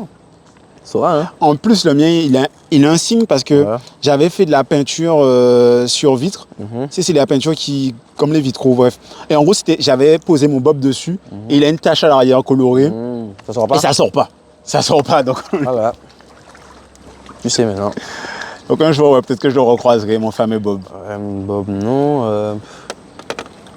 Qu'est-ce qui a disparu qui peut revenir? Réfléchis, qu'est-ce que je mettais, moi? Là, il y a un mec qui m'a envoyé une photo d'une marque. Il m'a dit le nom, mais je n'ai pas retenu. Ils ont fait des Mika en t-shirt, un peu comme toi. Tu vois le logo que tu as mis. Ben, là, il a mis 4 paires de Mika en un peu la même coloris, genre en mode arc-en-ciel comme ça. Ouais. Et des Mika. Il a mis un Mika violet, un Mika rouge, un Mika blanc et compagnie. 4 Mika comme ça. Tu penses que les Mika, ça va revenir à la mode? Ben, moi, j'ai envie de te dire, tout peut venir à la mode. Il suffit que C'est vrai. le chanteur le chante. Ouais. Parce qu'avant que. Comment il s'appelle là, celui qui a dit Mika. Comment il s'appelle ce chanteur-là? C'est pas Ridla qui avait ça? Ouais, Ridla. Ridla. Avant que Ridla parle de Mika, les Mika n'avaient pas disparu. Tout le monde porte. Enfin, les gens avaient des Mika chez eux, Ouais. mais personne ne les sortait. Moi, j'ai pas connu justement. J'ai connu ce son-là, hein. Mais j'ai pas connu la période où on mettait les Mika pour sortir. Parce que du coup, moi, je suis un petit. Genre, j'ai grandi dans le carnaval. À 1 an et demi, j'étais en poussette derrière MKB qui n'existe plus aujourd'hui, je crois, et Cléla. Donc j'ai grandi avec le carnaval, aujourd'hui je suis amoureux du carnaval. Mes Nika aujourd'hui, je les mets soit pour courir dans le masse massif, soit pour aller à la rivière ou randonner, mais je mets pas de Nika pour sortir. Et j'en ai jamais mis pour sortir, tu vois. Donc je sais pas. Après ça, c'est ma mode à moi, hein, mais j'ai jamais mis de Mika pour sortir. Ok. Moi, je pense qu'il suffit juste qu'un chanteur le remette à la mode pour qu'il y ait la hype. Tu sais, à un moment, Versace avait fait une collection Mika. Ça flop, hein? Peut-être. J'ai pas suivi les Moi, chiffres. je te l'ai dit, ça flop. Ok, Ça d'accord. flop. Ok, Ouais. mais attends. Pourquoi on pourrait porter des Crocs, c'est pas des Mika? Pourquoi? Tu sais. Parce qu'à la base, moi, j'ai porté des Crocs. À l'époque de ma défunte grand-mère, pas à son âme, les gens se foutaient de ma gueule. Je portais des Birkenstock et les Crocs de ma mamie. Et tout le monde me disait, ouais, mais ça y est, t'es un ancien. Moi, j'ai toujours kiffé. Ouais. 5 ans après, tout le monde a ça. Tu sais qu'est-ce qui a fait que Crocs est redevenu Ils ont pris un nouveau directeur artistique. Tu connais? J'ai vu l'histoire un peu. Sally Bembury? Voilà. Il est très fort. Mais du coup, il a fait plein de paires iconiques, mais on ne sait pas que c'est lui qui a fait. Mais il a fait des paires chez Gucci, des paires chez Burberry. Aujourd'hui, il est chez Puma. Enfin, il a fait des paires avec Kanye West aussi dans des Yeezy.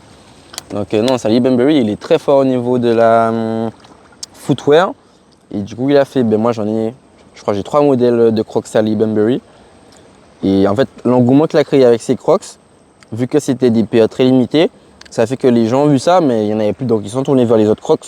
Et le fait de voir du monde porter des Crocs, ça fait que Crocs est revenu là où ils étaient. Est-ce que les Antilles ont une identité vestimentaire? Parce que souvent on entend, ouais, on est influencé par les États-Unis. Et puis, bon, moi, c'est tout ce que j'entends. Est-ce que les Antillais, on a un style à nous? On va parler de manière générale, parce que forcément, il y a des exceptions. Mais de manière générale, est-ce que les Antilles, on a un style? De manière générale, non. Il faut le dire, de manière générale, les Antilles, on n'a pas de style vestimentaire propre. On ne va pas dire... ou du moins, on n'a pas un style qui nous met en valeur. Je pense que quand on arrive en France, beaucoup de gens vont dire « Ah, il ressemble à un Antillais » parce que... Caché dans le Nord. Hein? Caché dans le Nord. Voilà, tu vois, il a ses codes de... Peut-être pas Lacoste aujourd'hui, mais fut un temps Lacoste, Loxlo, enfin... Ouais, voilà. starter pack. Tu vois. Aujourd'hui, quand on voit par exemple des micro-trottoirs sur Paris, on va reconnaître un Antillais, tu vois. Mais pas dans le bon sens du terme, selon moi, tu vois. C'est que vraiment, il va porter un petit polo, une chaîne en or, assez voyante. On va dire que c'est pas quelque chose que je trouve bien esthétiquement parlant, tu vois.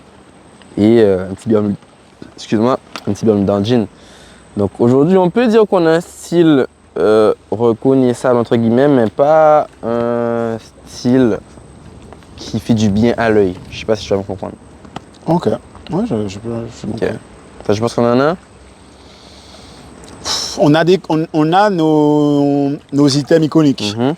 Comme on a dit au début, Ça, c'est le vrai. madras, le chapeau de paille un peu, ou le chapeau en paille de coco. Enfin, on a ça. Mais après, est-ce que tu as un ensemble, mis à part le Lacoste et la chaîne en or et tout, on n'a pas de style genre d'ensemble On en a un, mais c'est un que j'essaie de promouvoir. On en a un, mais il n'est pas poussé, à l'avantage de l'entier.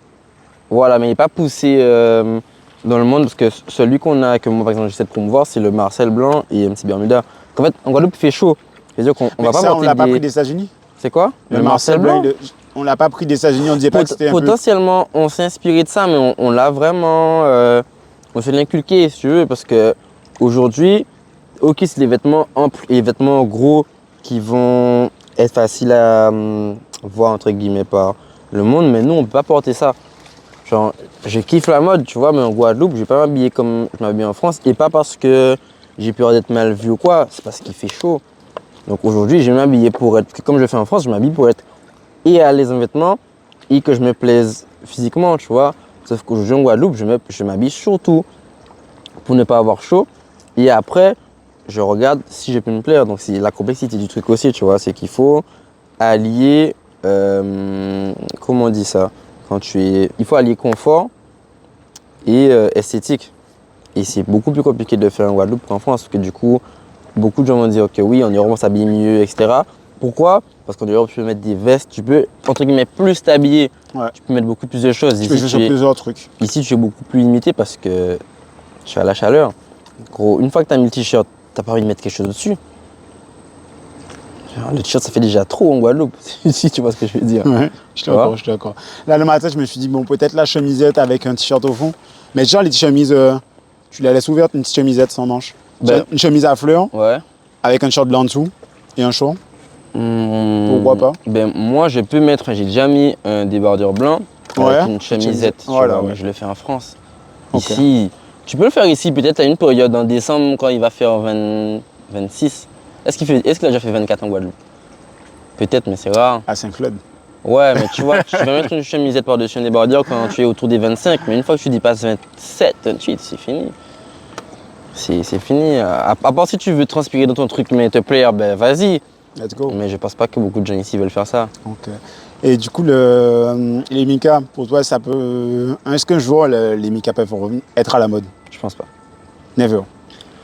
On peut jamais dire jamais, parce que si tu prends par exemple les changements météorologiques, j'ai pas fait de faute d'orthographe, Ouais, non. ok? Ou climatique, si tu préfères. Oui. Ouais. La montée des eaux, c'est pas des blagues, tu vois. Je suis d'accord avec toi. L'eau monte. Donc si ça se trouve, on va peut-être vivre dans 12 ans dans un monde où ben, l'eau sera beaucoup plus présente, que ce soit dans les villes, aux abords des plages, etc. Et à ce moment-là, on sera peut-être plus adepte de chaussures comme des Crocs et des Mika par rapport à, comment on dit ça, au changement climatique. Mais aujourd'hui, on ne peut pas le prédire. Si par exemple tout reste comme ça, je pense pas. Et c'est même pas que la hausse des eaux, hein. C'est surtout Ouais, le ça peut l'amener, dérèglement. Comment? Ouais, non, mais ça peut l'amener, mais oui, ça va ensemble. Parce qu'en fait, quand il pleut, aujourd'hui on va faire le podcast, Mhm. le matin il pleut, l'après-midi il fait beau, etc.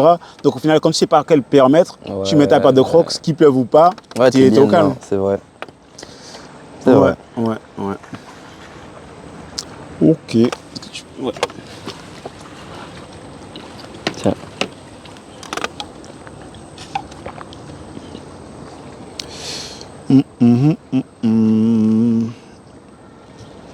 Ok, bah, j'ai une question pour toi. J'ai deux mêmes questions. Quelle est la personnalité publique que tu aimerais le plus voir porter ta marque un jour? Toi, ce serait congratulations, genre. Je pense qu'il y en a plusieurs. Je pense que la première, ce serait Odell Beckham Jr. Ah ouais, je vois pas qui c'est. C'est un joueur de football américain. Parce que je pense que c'est la personne, ou du moins le premier, et la personne qui m'a le plus inspiré dans ce que je porte. Parce qu'il faut savoir que mon but premier n'était pas d'avoir ma propre marque de vêtements, mais c'était d'avoir ma propre boutique. Parce que j'aime vraiment beaucoup de vêtements, j'aime porter beaucoup de styles différents, j'aime pas qu'on me voit mettre que ça, etc. Et c'est une personne qui jouait beaucoup sur les styles. Mais un peu comme Jules Koundé, tu vois. Je crois voir finalement de qui tu parles. Ok. Il avait pas une teinture blonde un peu? Ouais, c'est lui. Ouais, c'est lui. C'est lui. Absolument, il était limite influenceur, tellement. Ouais, bah oui, parce que là, on parlait du Beauty Privilege, lui, ça l'a beaucoup aidé. Ouais, clairement. Tu vois, parce que c'est un joueur de football américain. C'est le joueur de football américain le plus connu de la planète. Or, genre, il est pas. C'est malheureux, moi, je l'aime vraiment beaucoup, mais il n'est pas top 5 dans son sport, tu vois. Donc, ça l'a beaucoup aidé à être connu. Ça n'a pas aidé dans le sport, mais ça l'a aidé à avoir des contrats avec Nike, etc. etc. Et quel est le process pour lancer sa marque, du coup? Je sais pas si on avait déjà un peu parlé de ça. Le process pour lancer sa marque. Ouais, si du coup tu veux lancer une marque, faut commencer par quoi? Faut commencer par quoi?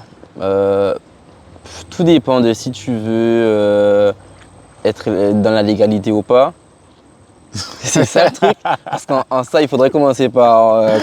Oh mon dieu, t'es pas la première question. Non, mais c'est vrai. Hein, bon, on va enlever tout ce qui est loi légale pour lancer sa marque. Ouais, c'est tout faire vendre. Enfin, créer la marque Ok. et puis après la faire porter de tous. Bah, le process, c'est. Selon moi, hein, après, il y a beaucoup de.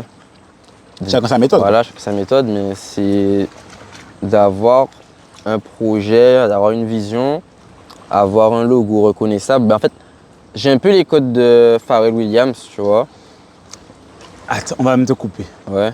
Pour toi, quel est le meilleur designer? Vieux Gilles. Ah ouais? Vieux Gilles. Moi, j'aurais dit peut-être Nigo. Ouais, mais après, ils ont grandi ensemble, ces mecs-là, tu vois. Ah oui, mais c'est la même équipe, ils se C'est la connaissent même tous. équipe, tu vois. Mais pour moi, Nigo, il est au-dessus. T'aimes tout ce qu'il a fait. Ouais, Vieux Gilles a fait beaucoup aussi. Hein. Ouais, il est pas, c'est pas comme s'il a rien fait. Vieux Gilles n'est plus ici aujourd'hui. T'entends parler de Off-White? Non.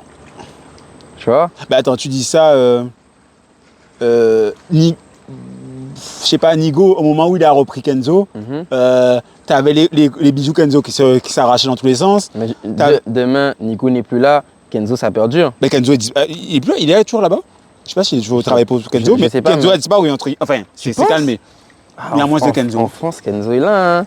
Ouais. Ben, ils sont là, ils sont déjà en magasin, ils ont des contrats avec la Lafayette. Ils vont pas disparaître du jour au lendemain. Kenzo est là, contrairement à Off-White, qui aujourd'hui. Ouais, mais ils ont abusé des bails. Ils ont abusé des bails des fois. Mais même s'ils abusaient, tu vois, quand Vigil était là, Off-White, voilà. Ouais. Ah, respect à lui. Père à son âme, respect à lui, tu vois. Non, je suis plus team Virgil et Pharrell Williams. Il y en a qui disent même que si le GOAT, hein. c'est le chanteur là. Kanye West. Qui? Il aime bien les fleurs, il a les dents du bonheur. Je sais pas comment il s'appelle. Il aime bien les fleurs. Créateur, sinon son nom est Ah, Tyler, le créateur. Ouais, les gens disent que c'est lui le GOAT. Et je sais pourquoi il dit ça, parce qu'aujourd'hui, ce qu'il fait, c'est ce qui plaît vraiment à l'esthétique des jeunes, que ce soit des dumpers ou les gens qui aiment s'habiller, tu vois. Genre, ce qu'il fait visuellement, c'est très simple, tu vois. Là où Off-White faisait des trucs extravagants pour se faire voir, lui, il fait quelque chose qui va plaire à vraiment beaucoup de gens. Genre, vraiment, il a une identité visuelle, en fait, qui plaît. Tu vas voir ça sur Pinterest, tu vas voir ça sur Instagram, tu vas cliquer immédiatement, tu vois. En plus, il a des couleurs un peu comme ce que Kenny faisait au début avec Yeezy. Tout ce qui est crème, tu vois, un peu du beige crème, du rose crème, tu vois, c'est des trucs. Mais qui a influencé Jack Mus alors du coup? Je pense qu'il a peut-être déjà répondu à cette question-là, mais quand tu vois que Kanye West faisait des couleurs très pastel du coup, avec toutes ces nuances de marron, toutes ces nuances, etc., tu vois qu'après ça, tu as Jack Mus qui réapparaît 2-3 ans après et qui nous fait toutes ces couleurs. Je sais pas qui a influencé Jack Mus, mais ce mec-là, quoi qu'on dise, par contre, c'est un petit génie. Parce que ce qu'il a fait comme opération en termes marketing dans Paris... Les shootings et les défilés sont incroyables. Même pas les nouveaux, hein, justement. Parce que là, il a percé, donc ça se voit beaucoup plus. Mais ce qu'il faisait il y a 6-7 ans... Dans les champs et tout. C'est un truc de ouf. Et c'est trop bien. Carrément, il a influencé la mode, les vêtements, même les photographes. Genre, à ce moment-là, tout le monde voulait faire sa photo dans un champ, tout le monde voulait faire comme lui. Il a fait même c'était incroyable. Bien avant les champs. Genre, ça, c'est des trucs qui a été moins vu. Il se baladait au Galeries Lafayette avec des panneaux, sauver la mode. Non, il a fait des OP pour se faire voir, hein, ce mec-là. Hein. Jacques Mus, il est parti de rien. Alors, vraiment, chapeau. Ok. Tu connais des Antillais qui sont haut placés dans la mode, genre qui travaillent pour des grandes maisons de couture? Ou au moins des maisons de couture connues un peu? Non. Tu connais, toi? Non, pas du tout, je t'avoue. Non. Mais un jour, peut-être. C'est dommage, ça, qu'on ne sache pas. Ouais. Est-ce qu'il y en a? Peut-être qu'il y en a, mais qu'on ne connaît pas. D'origine guadeloupéenne? Ouais, peut-être qu'on ne connaît pas. Mais moi, j'en connais pas, en tout cas. Ouais.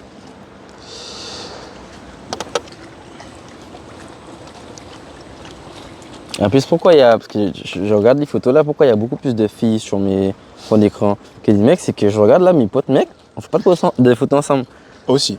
Tu vas comprendre. Là, les meufs sont toujours chaudes de faire des photos et les mecs, viens là prendre une photo. Que dis, mais c'est ma faire des photos, tu vois. J'avoue, tu es là, c'est vrai. C'est vrai. T'es mal, le gars. Non, là, je regarde ça, je me dis, c'est pas, mais ça, il y a un vrai truc. Hein. Sur mon fond d'écran, j'ai une seule photo avec des potes. Ouais, une seule. Mais les gens pensent justement, sur mes réseaux, il n'y a jamais mes potes et tout. Et récemment, j'ai ramené une meuf des réseaux dans une soirée avec mes potes. Et elle m'a dit, ah, mais Florent, t'as des potes et tout. Parce que impossible de me voir avec mes potes. Genre, c'est des gars qui ne sont pas sur les réseaux sociaux. Ouais. Genre, ils fuient une caméra. Ils fuient toute caméra. Il y en a même des comptes en mode zéro photo, privé. Mais c'est pourquoi? Est-ce que c'est de bonnes raisons? Alors, moi, j'ai un pote. On va l'appeler le grand Y. Ouais. Il vit pour le charonisme. Je savais ça. Donc, du coup, il veut pas être associé à Jordan du réseau parce que du coup, il veut pas se faire cramer. Par contre, c'était sûr. Ah, ben on va parler de ça. Les gens qui... Après, mon pote, il me soutient dans mes projets, tu vois. Mais il y a deux types de potes. J'ai 5 potes comme les doigts de la main. Il y en a un, il m'aide beaucoup dans mes projets, mais il attend aucune compensation, même pas pécuniaire, hein, aucune compensation, même genre on m'invite dans des soirées, on m'invite dans des trucs, il s'en fout. Le mec, c'est un mec insociable. Donc, il m'aide des conseils marketing et des conseils de communication qui sont dignes de Grand Master. Ah ouais, quand même. Mais pourtant, il n'aime pas les réseaux et il n'apparaîtra pas et il ne veut pas les privilèges. Okay. Par contre, j'ai un autre pote, Lui, il aime pas il aime pas les réseaux, le Big Charo. Il aime le fric. Mais s'il y a une soirée, un truc, s'il l'emmène pas, ça y est, il part en guerre contre moi. Capté. Et ça, j'aime pas des gens comme ça. Genre en mode, Ah, tu sais. il aime pas les gars des réseaux, Ouais. mais il veut les avantages. Ah, frérot. Et ces gars-là sont, mon pote, je l'apprécie. Le beurre et l'argent du beurre. Voilà, c'est trop chiant. Genre, il m'a aidé à venir monter les premières fois, mes Ouais. trucs et tout. Donc, je vais pas cracher sur lui, tu vois, il m'a aidé. Ouais. Mais, Ouais, il veut le beurre et l'argent du beurre. voilà, il veut le beurre et l'argent du Il beurre. veut faire quelque chose et ou même des fois sans faire avoir. Voilà, c'est ça. Ah, putain, ça c'est horrible, oui. Et du coup, est-ce que tu as des potes comme ça, du coup, qui du coup ne s'investissent pas ou s'investissent un peu dans ton projet, mais par contre, ils veulent. Voilà, ils veulent. S'il y a des shootings avec des jolies meufs, ils veulent être là le jour J. Il y a plein de noms qui fusent. Oui, alors mes plus proches, non. Parce Ouais, quand que les plus proches, ça date sont là, voilà. Mais les moins proches, ouais. Si demain je dis à shooting, meuf, ouais, il va être chaud. C'est C'est ça. vrai. Mais non, sinon, je sais même pas si je l'ai travaillé en soi, je pense même pas. Mais les potes que j'ai depuis une dizaine d'années maintenant, ouais, 19 ans, c'est un entourage assez sain. Ouais, vraiment assez sain, ils vont pas me casser la tête si je m'aime pas. Moi, ça m'en a toujours qui vont vouloir un peu profiter, tu vois, mais je n'ai plus qui vont vouloir m'aider que ceux qui veulent profiter. Et un soir, je pense que c'était pas dans les sujets qu'on avait abordés, mais un soir, j'ai pensé à ça dans ma voiture. J'ai même failli faire une espèce de post Instagram déclaration de bro amitié à mon ref. Ouais. Parce que, en fait, j'ai un pote, il a toujours des critiques, mais constructives. Même si tout le monde sur les réseaux me diront que ce que je fais, c'est génial, Ouais. lui, il va toujours me dire, OK, c'est de l'AD, il faut que tu fasses ça. Il s'appelle Mathéan, celui qui me donne mes super conseils au niveau master. Toujours des critiques, mais constructives. Ouais. Et on est comme chien et chat. Genre, on s'apprécie, il m'a déjà sauvé la vie plus d'une fois et inversement. Mais passer 2 jours ensemble, ça y est, on va vouloir s'entretuer. Ouais. Mais je l'apprécie surtout parce que il est négatif et positif à la fois. Il va pas me dire, quand tout le monde va m'acclamer, lui il va me dire non, ce que tu fais c'est de la dette, tu peux mieux faire. Tu vois? Et on sera toujours en chaud et froid, mais je vais jamais douter de lui. Donc, quand je m'embrouille avec un pote, je vais me dire, mais est-ce qu'il va pas révéler mes secrets? Ou est-ce qu'il va pas me voir bizarre? Même lui, ce pote-là, quand on est en embrouille, on est en France, on se parle pas. Ouais. Mais je sais que en fait, j'ai pas de doute qu'il va faire un truc chelou dans mon dos. Voilà. Ok. Tu vois, je sais qu'on est en embrouille, hein, Ouais. mais bon, ça va se tasser, on va se reparler dans une semaine et tout. Et ça va rendre normal. Je peux le remettre sur mes 2 oreilles. Ok. Alors que tu as des potes, ils ont des dossiers sur toi parce que c'est des potes. Mais si demain t'en embrouilles avec eux, tu n'es pas sûr qu'ils vont pas essayer de te couler, de devenir des ennemis. Je capté. Et un vrai ami, je pense que c'est un ami qui déjà de 1. Tu vois, Jules César, il payait, à l'époque de l'Antiquité, Jules César avait un serviteur qui lui rappelait, il lui se fait dans les oreilles, tu n'es qu'un homme.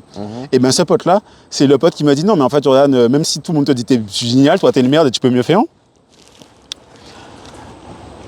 Valar Morghulis. ça veut dire quoi? Tout homme doit un jour mourir. Donc de rester un économe. Je crois que c'est au niveau, c'est la Grèce qui a dit ça. Valar Morghulis, Ouais. ça sort de Game of Thrones. Ok. Mais oui, c'est période d'antiquité. Ouais, je crois que Pour c'est rappeler à certaines personnes que personne n'est au-dessus de notre, tu vois. Genre, tout le monde est au même niveau, tu restes un homme, donc tout peut t'arriver en fait, tu vois. Je pense qu'il faut rester les pieds sur terre, mais je dirais pas que tout le monde est un homme. Genre, par exemple, quand tu vois des gens qui travaillent et tu vois leur mériter quelqu'un qui fait pas grand-chose, je suis pas sûr qu'ils ont la même valeur.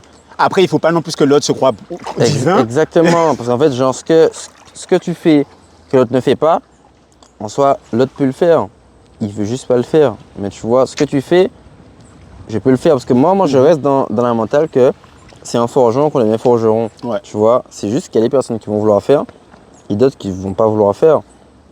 Alors, ouais, je suis d'accord dans le sens où on peut tout faire, avec les moyens et le temps, on peut tout faire. Mais il y a des gens, ils sont dans l'idéal. Ils sont dans le spin idéal, ils s'imaginent qu'ils vont avoir le niveau de l'expert en une semaine. Ah oui, mais non. Genre, si un gars s'exerce pendant des années Oui, et non. compagnie, toi tu dis, ah, mais de toute façon, ce que tu fais, c'est de la merde, je peux le faire ça en une semaine. Ben, crois-moi que non, tu vas voir qu'il va falloir 5 ans ou 10 ans pour réussir à faire ça. Et sur les réseaux sociaux, tout le monde a des avis en mode, ah, mais c'est les pipis de chat et compagnie. Ah, non. Mais ils se disent pas que pour atteindre ce peu le niveau que tu as, il a fallu monter des montagnes, la pluie, braver les tempêtes. Les c'est réseaux, ça, hein. Les réseaux, c'est une montagne. Hein. Ouais, même pas les réseaux, tous les domaines. Hein. Ouais. Tous les domaines, les gens s'imaginent que c'est si facile, alors que non. Des trucs tout cons, ça peut demander beaucoup plus de travail qu'on imagine. Mais c'est ça, je pense que l'amitié, pour revenir au truc, c'est que l'amitié, c'est quelqu'un qui peut être tout le temps en désaccord avec toi, même quand tu es en désaccord avec lui, tu sais que tu pourras toujours compter sur lui, il va pas se transformer en ennemi, parce qu'on dit aussi, celui qui n'est plus ton ami ne l'a jamais été. Un vrai ami, il s'embrouille avec toi, mais il va toujours rester en froid, mais il va pas devenir ton ennemi, tu vois. Et c'est quelqu'un voilà, qui te pousse au-delà de tes limites. Ouais, l'amitié, c'est de l'amour. Hein. Ouais. L'amitié, c'est de l'amour. Donc, tes vrais amis sont tes amis qui t'aiment. Genre, quoi que tu fasses, tu vois. Bon, peut-être pas quoi que tu fasses, parce que... Non, justement, il doit te dire, justement, quand t'es là. J'ai un ami qui a fait des trucs... voilà, on lui a dit que... Voilà, mais voilà. Un ami, c'est quelqu'un qui va t'aimer pour qui tu es et qui va te rappeler que si tu fais quelque chose de pas bien, genre, c'est pas bien, tu vois. Et comme aussi te dire aussi que quand tu fais un truc de bien, ben, te dire que c'est bien. Moi, c'est ça aussi, les bons professeurs, c'est les profs qui te diront pas seulement « t'as fait un truc mauvais ». C'est un prof qui peut te dire ben, « ce que t'as fait là, genre, c'est super ». Parce qu'il faut savoir dire aux gens le positif aussi, pas que le négatif. Okay. Parce que tu vois ton pote qui va te dire « ouais, ça, c'était pas ouf ». Mais il faut aussi qu'ils te disent que quand tu fais un truc qui est ouf, genre, qu'ils soient capables de te dire « franchement, frérot, ça, big up », tu vois. Il sait le dire aussi. Okay. Mais bon, il dira d'abord ok, on peut refaire ça mieux. Mais oui, c'est... Forcément, en vue de ce monde-là, hein, genre aujourd'hui, qu'est-ce qui buzz le plus? C'est les bad buzz. Ouais. Genre tout ce qui est mauvais, c'est beaucoup plus vu que quelque chose qui est bien. Forcément, les gens retiennent plus ça. Mais est-ce que les gens ont pas peur de dire qu'un truc négatif? Est-ce que tu n'as pas peur un jour d'arriver tellement haut que autour de toi, on ait peur de te contredire pour pas que tu les fasses sauter du bateau? Exemple, tu vois, tellement tu es dans un domaine, tu réalises tes projets avant, tu gagnes des sous et compagnie, tu fais un truc de mal ou qui peut être mieux fait, juste être mieux fait. Est-ce que autour de toi, tu as des gens qui vont pouvoir te dire, ben en fait, tu peux mieux faire ou c'est pas bon, au risque du coup que ça te vexe? Tu vois, un ami doit avoir la capacité, un vrai ami selon moi, doit avoir la capacité de dire qu'un truc n'est pas bon ou peut être mieux fait, au risque de te déplaire, tu vois, et que après toi tu cogites ou au pire tu dis qu'attends, mais t'as compris, est-ce qu'il a pas, il faut avoir ce courage en fait. Et ça, c'est rare aujourd'hui. Les gens sont de plus en plus hypocrites. Ils sont même pas hypocrites méchants, ils veulent tenir. C'est juste, en fait, ils ont peur que tu te vexes. Est-ce que les gens ont le courage de l'amitié d'avant? À l'époque des mes tontons Soulard et compagnie, quand ils avaient un truc à te dire, ils te le disaient, ou pas content, c'est problématique, tu vois. Aujourd'hui, les gens, ils ont peur du conflit, donc ils vont passer leur tour, tu vois. C'est vrai. Ouais, c'est vrai. Il n'y a rien à redire. Hein. Vraiment, aujourd'hui, le conflit n'attire pas. C'est un fait. Hein. T'as pas envie de t'embrouiller forcément avec ton frérot. Genre, vraiment, même si des fois... tu sais que l'embrouille va servir, genre t'as pas envie de cette fumée, tu vois. Genre t'es bien avec ton frérot, ok ça te déplaît, ben tu vas être plus à même à ne rien lui dire qu'à dire bon moi forcément je vais dire parce qu'au bout d'un moment ça me fait chier, mais je sais qu'il y a beaucoup de gens qui vont pas oser dire, genre. C'est un fait. Après c'est vrai le conflit n'attire pas, genre quand t'es bien avec quelqu'un, des fois tu peux même laisser passer des trucs de ouf, tu vois, pour rester bien avec elle. C'est pas quelque chose à faire, tu vois, mais c'est ce qui se fait. Ouais. Je crois qu'il y a pas mal de gens dans ma vie. Moi, je viens de débauche, de soirées et tout, de meufs. Et je crois qu'il y a beaucoup de gens qui me l'ont... Il y a quelques personnes qui m'ont dit ça, que c'était pas bon. Mais sur la plupart, il y a pas mal de gens qui sortaient de ma vie. Et je ne comprenais pas le pourquoi. Et je pense que c'est parce que mon mode de vie n'était pas bon. Enfin, comparé à celui d'aujourd'hui. Mais les gens quittaient ma vie sans le dire. Genre, ok, Dan, tu fais trop de la dé, compagnie. Et je pense qu'il y a pas mal de gens qui font ça, en fait, qui quittent les relations, qui s'éloignent de personnes parce qu'ils les trouvent pas saines, mais au lieu de leur dire, tu vois. Ouais, j'ai vécu ça aussi. Quand tu as un mode de vie qui déplaît à d'autres personnes, au lieu de te dire frérot, j'aime pas trop, ben, ils vont juste partir, tu vois. Et inversement, j'ai eu le temps. Je l'ai vécu. Et il n'y a même pas 2 mois de ça, j'avais un membre de ma famille, pour le coup, qui du coup se détruisait un peu, il se tuait à la fumée, ou à un mode de vie de la rue et tout. Et je lui ai dit, cousin, je t'apprécie, mais même moi j'ai déjà commis des erreurs, mais là c'est pas bon. Et en plus ça me fatigue de te voir te détruire. Donc je le suivais sur les réseaux sociaux, je lui ai dit j'arrête de te suivre parce que déjà de un, j'aime pas ça. Je te l'ai dit, tu as fait quelques remarques sur ça, tu continues et tout. En soi, tu mènes ta vie comme tu l'entends, mais j'ai pas envie de voir ça et tout. Mais alors là, il faut savoir comment il s'est fâché. Il m'a dit ouais, tu te prends pour un saint et tout. Avant ça t'est déjà arrivé de fumer, de boire les meufs les soirées. Je dis oui, c'est vrai, mais j'ai eu tort. J'ai dit à lui que j'ai eu tort et tout. Voilà, et puis bon, peut-être qu'un jour, j'espère qu'un jour il aura la maturité, dans 1 an, 2 ans et compagnie, de dire bon, ben effectivement, moi, si aujourd'hui je me rappelle de telle personne, je recroise telle personne qui, je sais, m'a éloigné de ma vie par rapport à ça, ben, j'aurais le courage de dire, bon, ben, effectivement, j'étais un gros con qui était trop comme ça. C'est quoi ta vision, ton avis par rapport à la drogue et l'alcool? Alors, je buvais beaucoup. Genre, j'étais très fêtard et tout. Surtout à Nice, je vis à Nice, une vie de clubbeur. French Riviera. Ouais, clairement, si moi, plus ces réseaux, je connais tous les meufs et tout.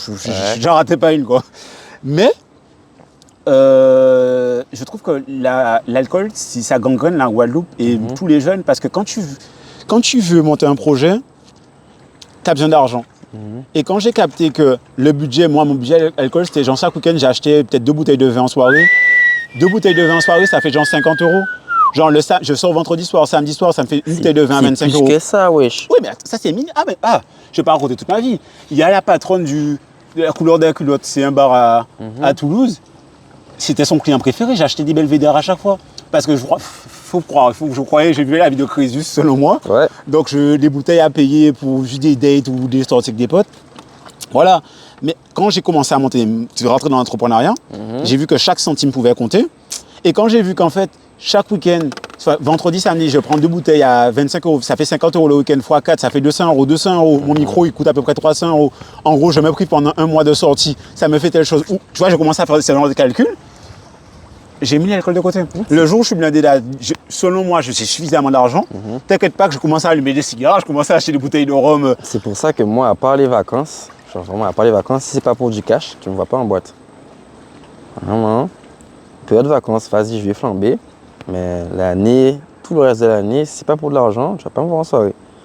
Trop de dépenses inutiles quand. Même des fois, 50 € pour changer ta semaine en tant qu'entrepreneur. 50 balles. On est d'accord. On est d'accord parce qu'en fait, quand tu es entrepreneur, tu convertis chaque dépense en matériel ou truc ou prestataire que tu aurais pu payer. Après, l'État français aussi abuse avec les entrepreneurs parce que, vas-y, il y a 5 ans, il y avait une vague où oui, ils aidaient les entrepreneurs, etc. C'est faux. On a tellement de charges. Enfin, toi, je sais pas si tu es entrepreneur, si tu es passé en société. J'ai une société. Ouais, je suis en société, mais même société, gros, l'État t'aide pas. L'État fait en sorte que tu restes salarié toute ta vie.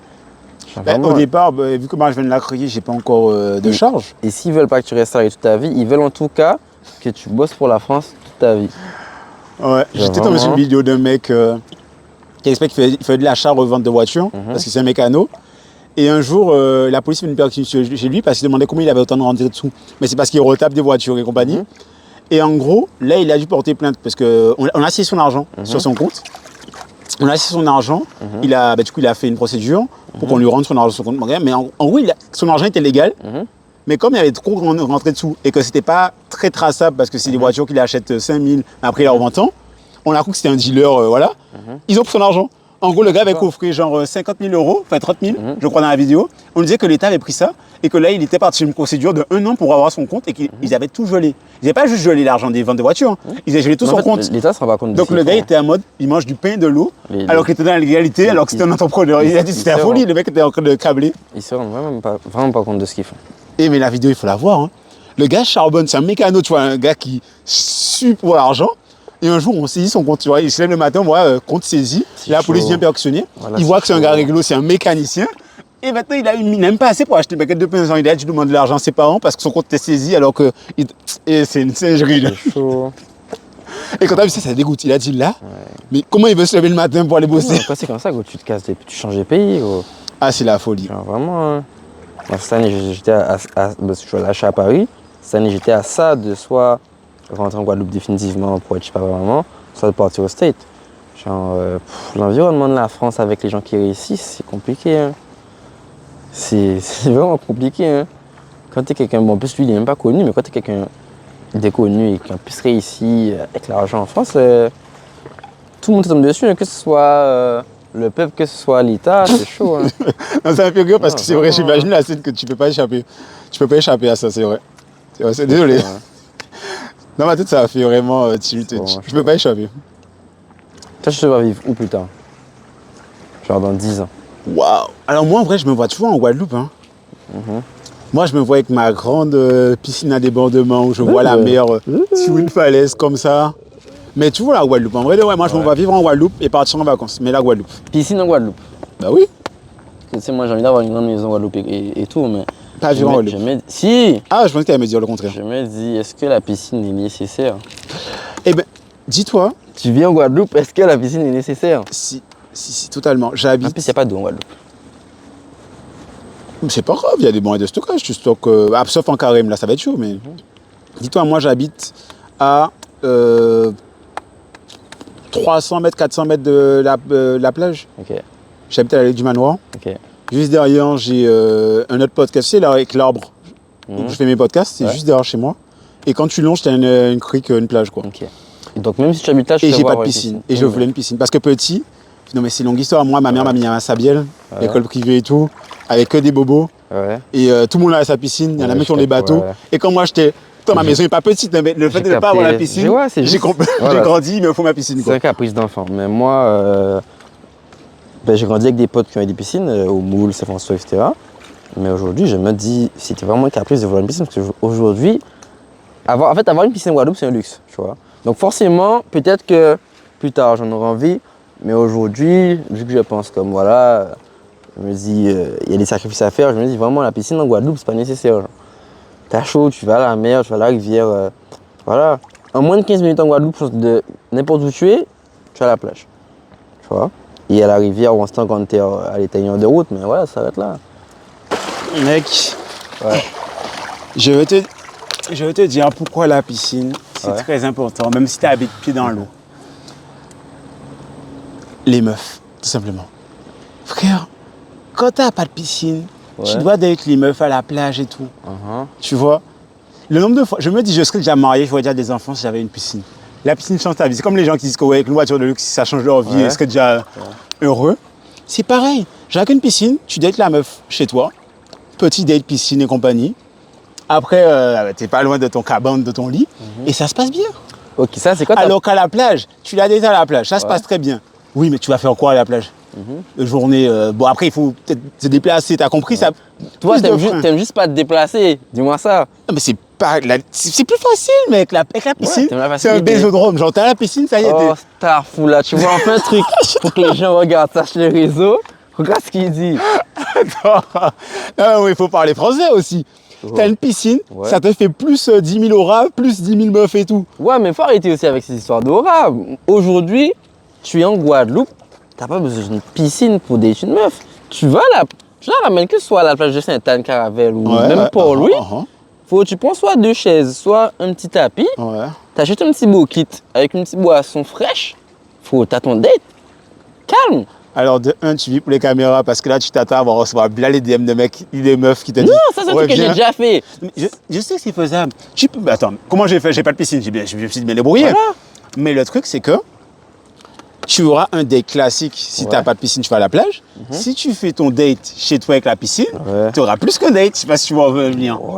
Là, tu vas manger le lambi. Je sais pas si c'est assez imagé pour toi. Mais tu peux manger le lambi en la ramenant chez toi après. Hein. Ouais, mais tu sais que c'est comme dans tout. Genre, il faut limiter les freins. Les meufs vont préférer un mec qui a sa piscine, va se dire il est pas broc. C'est même pas une histoire d'argent. C'est juste une histoire de. Là, après le date à la plage, il va falloir sortir de la plage, se rincer peut-être, parce que c'est salé et compagnie. Après, c'est-à-dire qu'elle va peut-être rentrer se changer. Ou voilà, peut-être qu'elle t'habites loin, t'es à la plage. Moi, je suis à Guadeloupe, il n'y a pas de plage. Donc là, c'est dans l'optique où tu veux ton date, etc. Mais on parle dans l'optique où là, on emménage avec sa famille en Guadeloupe, tu vois, on a une vie stable, pas. Voilà. La piscine n'est pas nécessaire en Guadeloupe. Bah attends, mais même marié, tu peux avoir tes petits moments romantiques à la piscine, sans les enfants sont à l'école, papa et maman, pour moi, à papa et maman. Quand tu vis dans ce cadre-là, où tu as la plage en Guadeloupe, à moins de 15 minutes, n'importe où tu vis, tu as besoin d'une piscine. Surtout dans le contexte en Guadeloupe où il y a des coupures d'eau, par-ci, par-là, tu n'as pas de l'eau tout le temps. Comme tu parlais du carême, une fois carême, tu peux te retrouver un mois sans émission en l'eau, c'est compliqué. Ben, si tu as une piscine, il faut anticiper aussi. Avant d'acheter la piscine, tu achètes une citerne d'eau, forcément, dans la priorité. Mais effectivement, je comprends ce que tu veux dire. Mais tu vois, ça montre ma dissonance cognitive. Dans le sens où je veux une piscine, ça c'est acté. Mais inversement, je trouve qu'il y a quelqu'un qui n'arrive pas à profiter de la plage et de l'environnement aux Antilles ne pourra pas savourer une piscine. Amen. Parce que si tu ne peux pas te contenter de peu, tu ne vas pas te contenter de beaucoup. Tu vois? Parce que, exemple, là, je suis en Antilles, je me dis, je veux une piscine. Avant, je viens en métropole, je me disais, je voulais juste être sous le soleil des Antilles, tu vois. Et les gens, en fait, quand ils ont quelque chose, ils veulent toujours plus. Comment? Attends, regarde le cadre, comment il est beau. Si tu n'arrives pas à être émerveillé, être juste satisfait de ça, de toutes ces formes géométriques, toutes les couleurs, toute la beauté, etc. Alors que tu offres une piscine, tu ne seras jamais heureux. Ouais. Parce qu'il y a des gens ils ont une piscine, mais ils sont dans le fond de la campagne, en métropole et compagnie. Tout dans leur piscine s'il faut, il y a des jets d'eau, il y a tout ce que tu veux. Ils rêvent quand même d'être aux Antilles, d'être juste là autour de cette table, tranquille avec des petits fruits. Tu sais qu'est-ce qu'il faut aujourd'hui que tu peux jamais être heureux? Non, je sais pas, dis-moi. Tu vis ici, Ouais. et tu vas voir meilleur sur ça. Donc tu vas vouloir meilleur. Je te jure. Les meufs qui rêvent de partir à Bali alors qu'elles sont en Guadeloupe. Ou partir je sais pas où alors qu'elles sont ici. Après le voyage en lui-même, que ce soit, Bali ou peu importe les pays, genre le voyage en lui-même, c'est selon moi la meilleure expérience qui existe au monde. Je te contredis pas. Voyage. Mais avant de penser à Bali, commence à connaître la Guadeloupe. Ouais. Parce que si à part la plage de Sainte-Anne et je sais pas où. Ceux qui disent qu'il n'y a rien à faire ici, bon, vous abusez un petit peu les gars. Hein. T'as des choses à faire ici. Genre, non, en fait. Finis la Guadeloupe, tu vois, finis le jeu. Ouais. Tu vois, prends ton game over et à ce moment-là, dis-moi qu'il n'y a plus rien. Mais au moins, il y a 80%. Les gens qui me disent qu'il n'y a plus rien, quand je leur dis ouais, allons là-bas, ils me disent ah ouais, je vais pas aller là-bas. Je lui dis pourquoi t'es déjà allé? Ils me disent non. Voilà, arrête. Parce qu'aujourd'hui, les randonnées rivières que je fais, je les fais qu'avec les mêmes personnes. Tu vois, ici, c'est d'autres personnes qui vont me dire ouais, ou bah j'ai qu'à check moi les cas sorti. Mais frérot, les moi en fait, ou bien dire on a un bot, tu vois, nocturne. Mais dans le cas dire on a fait une randonnée, vous pouvez pas. Clairement. Voilà, frérot. C'est ça aussi, c'est qu'ils veulent qu'un truc, si c'est pas ce truc-là, ben voilà. Je t'ai dit quoi, faut que je te laisse, je pense. Ouais. Je viens de route, 12h30, ouais. On a bien échangé, t'inquiète. Par contre, j'ai bien envie de refaire ça même là, parce que là, je pars, je pense, jeudi, pas sûr, mais je pense que jeudi, je me casse. Mais ouais. Ben si tu veux, parce que bon, soit tu reviens quand? Là, le problème, c'est que je reviens, ça dépend, parce qu'en gros, là, plusieurs mois? Tout va dépendre. En gros, si tu veux, là, j'ai pas de boulot. Là, il n'y a que la marque. Ouais. Donc, étant donné que je vends moins de vêtements l'hiver que l'été, là, dès que je rentre, premier truc, c'est de trouver un taf pour au moins faire septembre, avril, tu vois, parce que vraiment,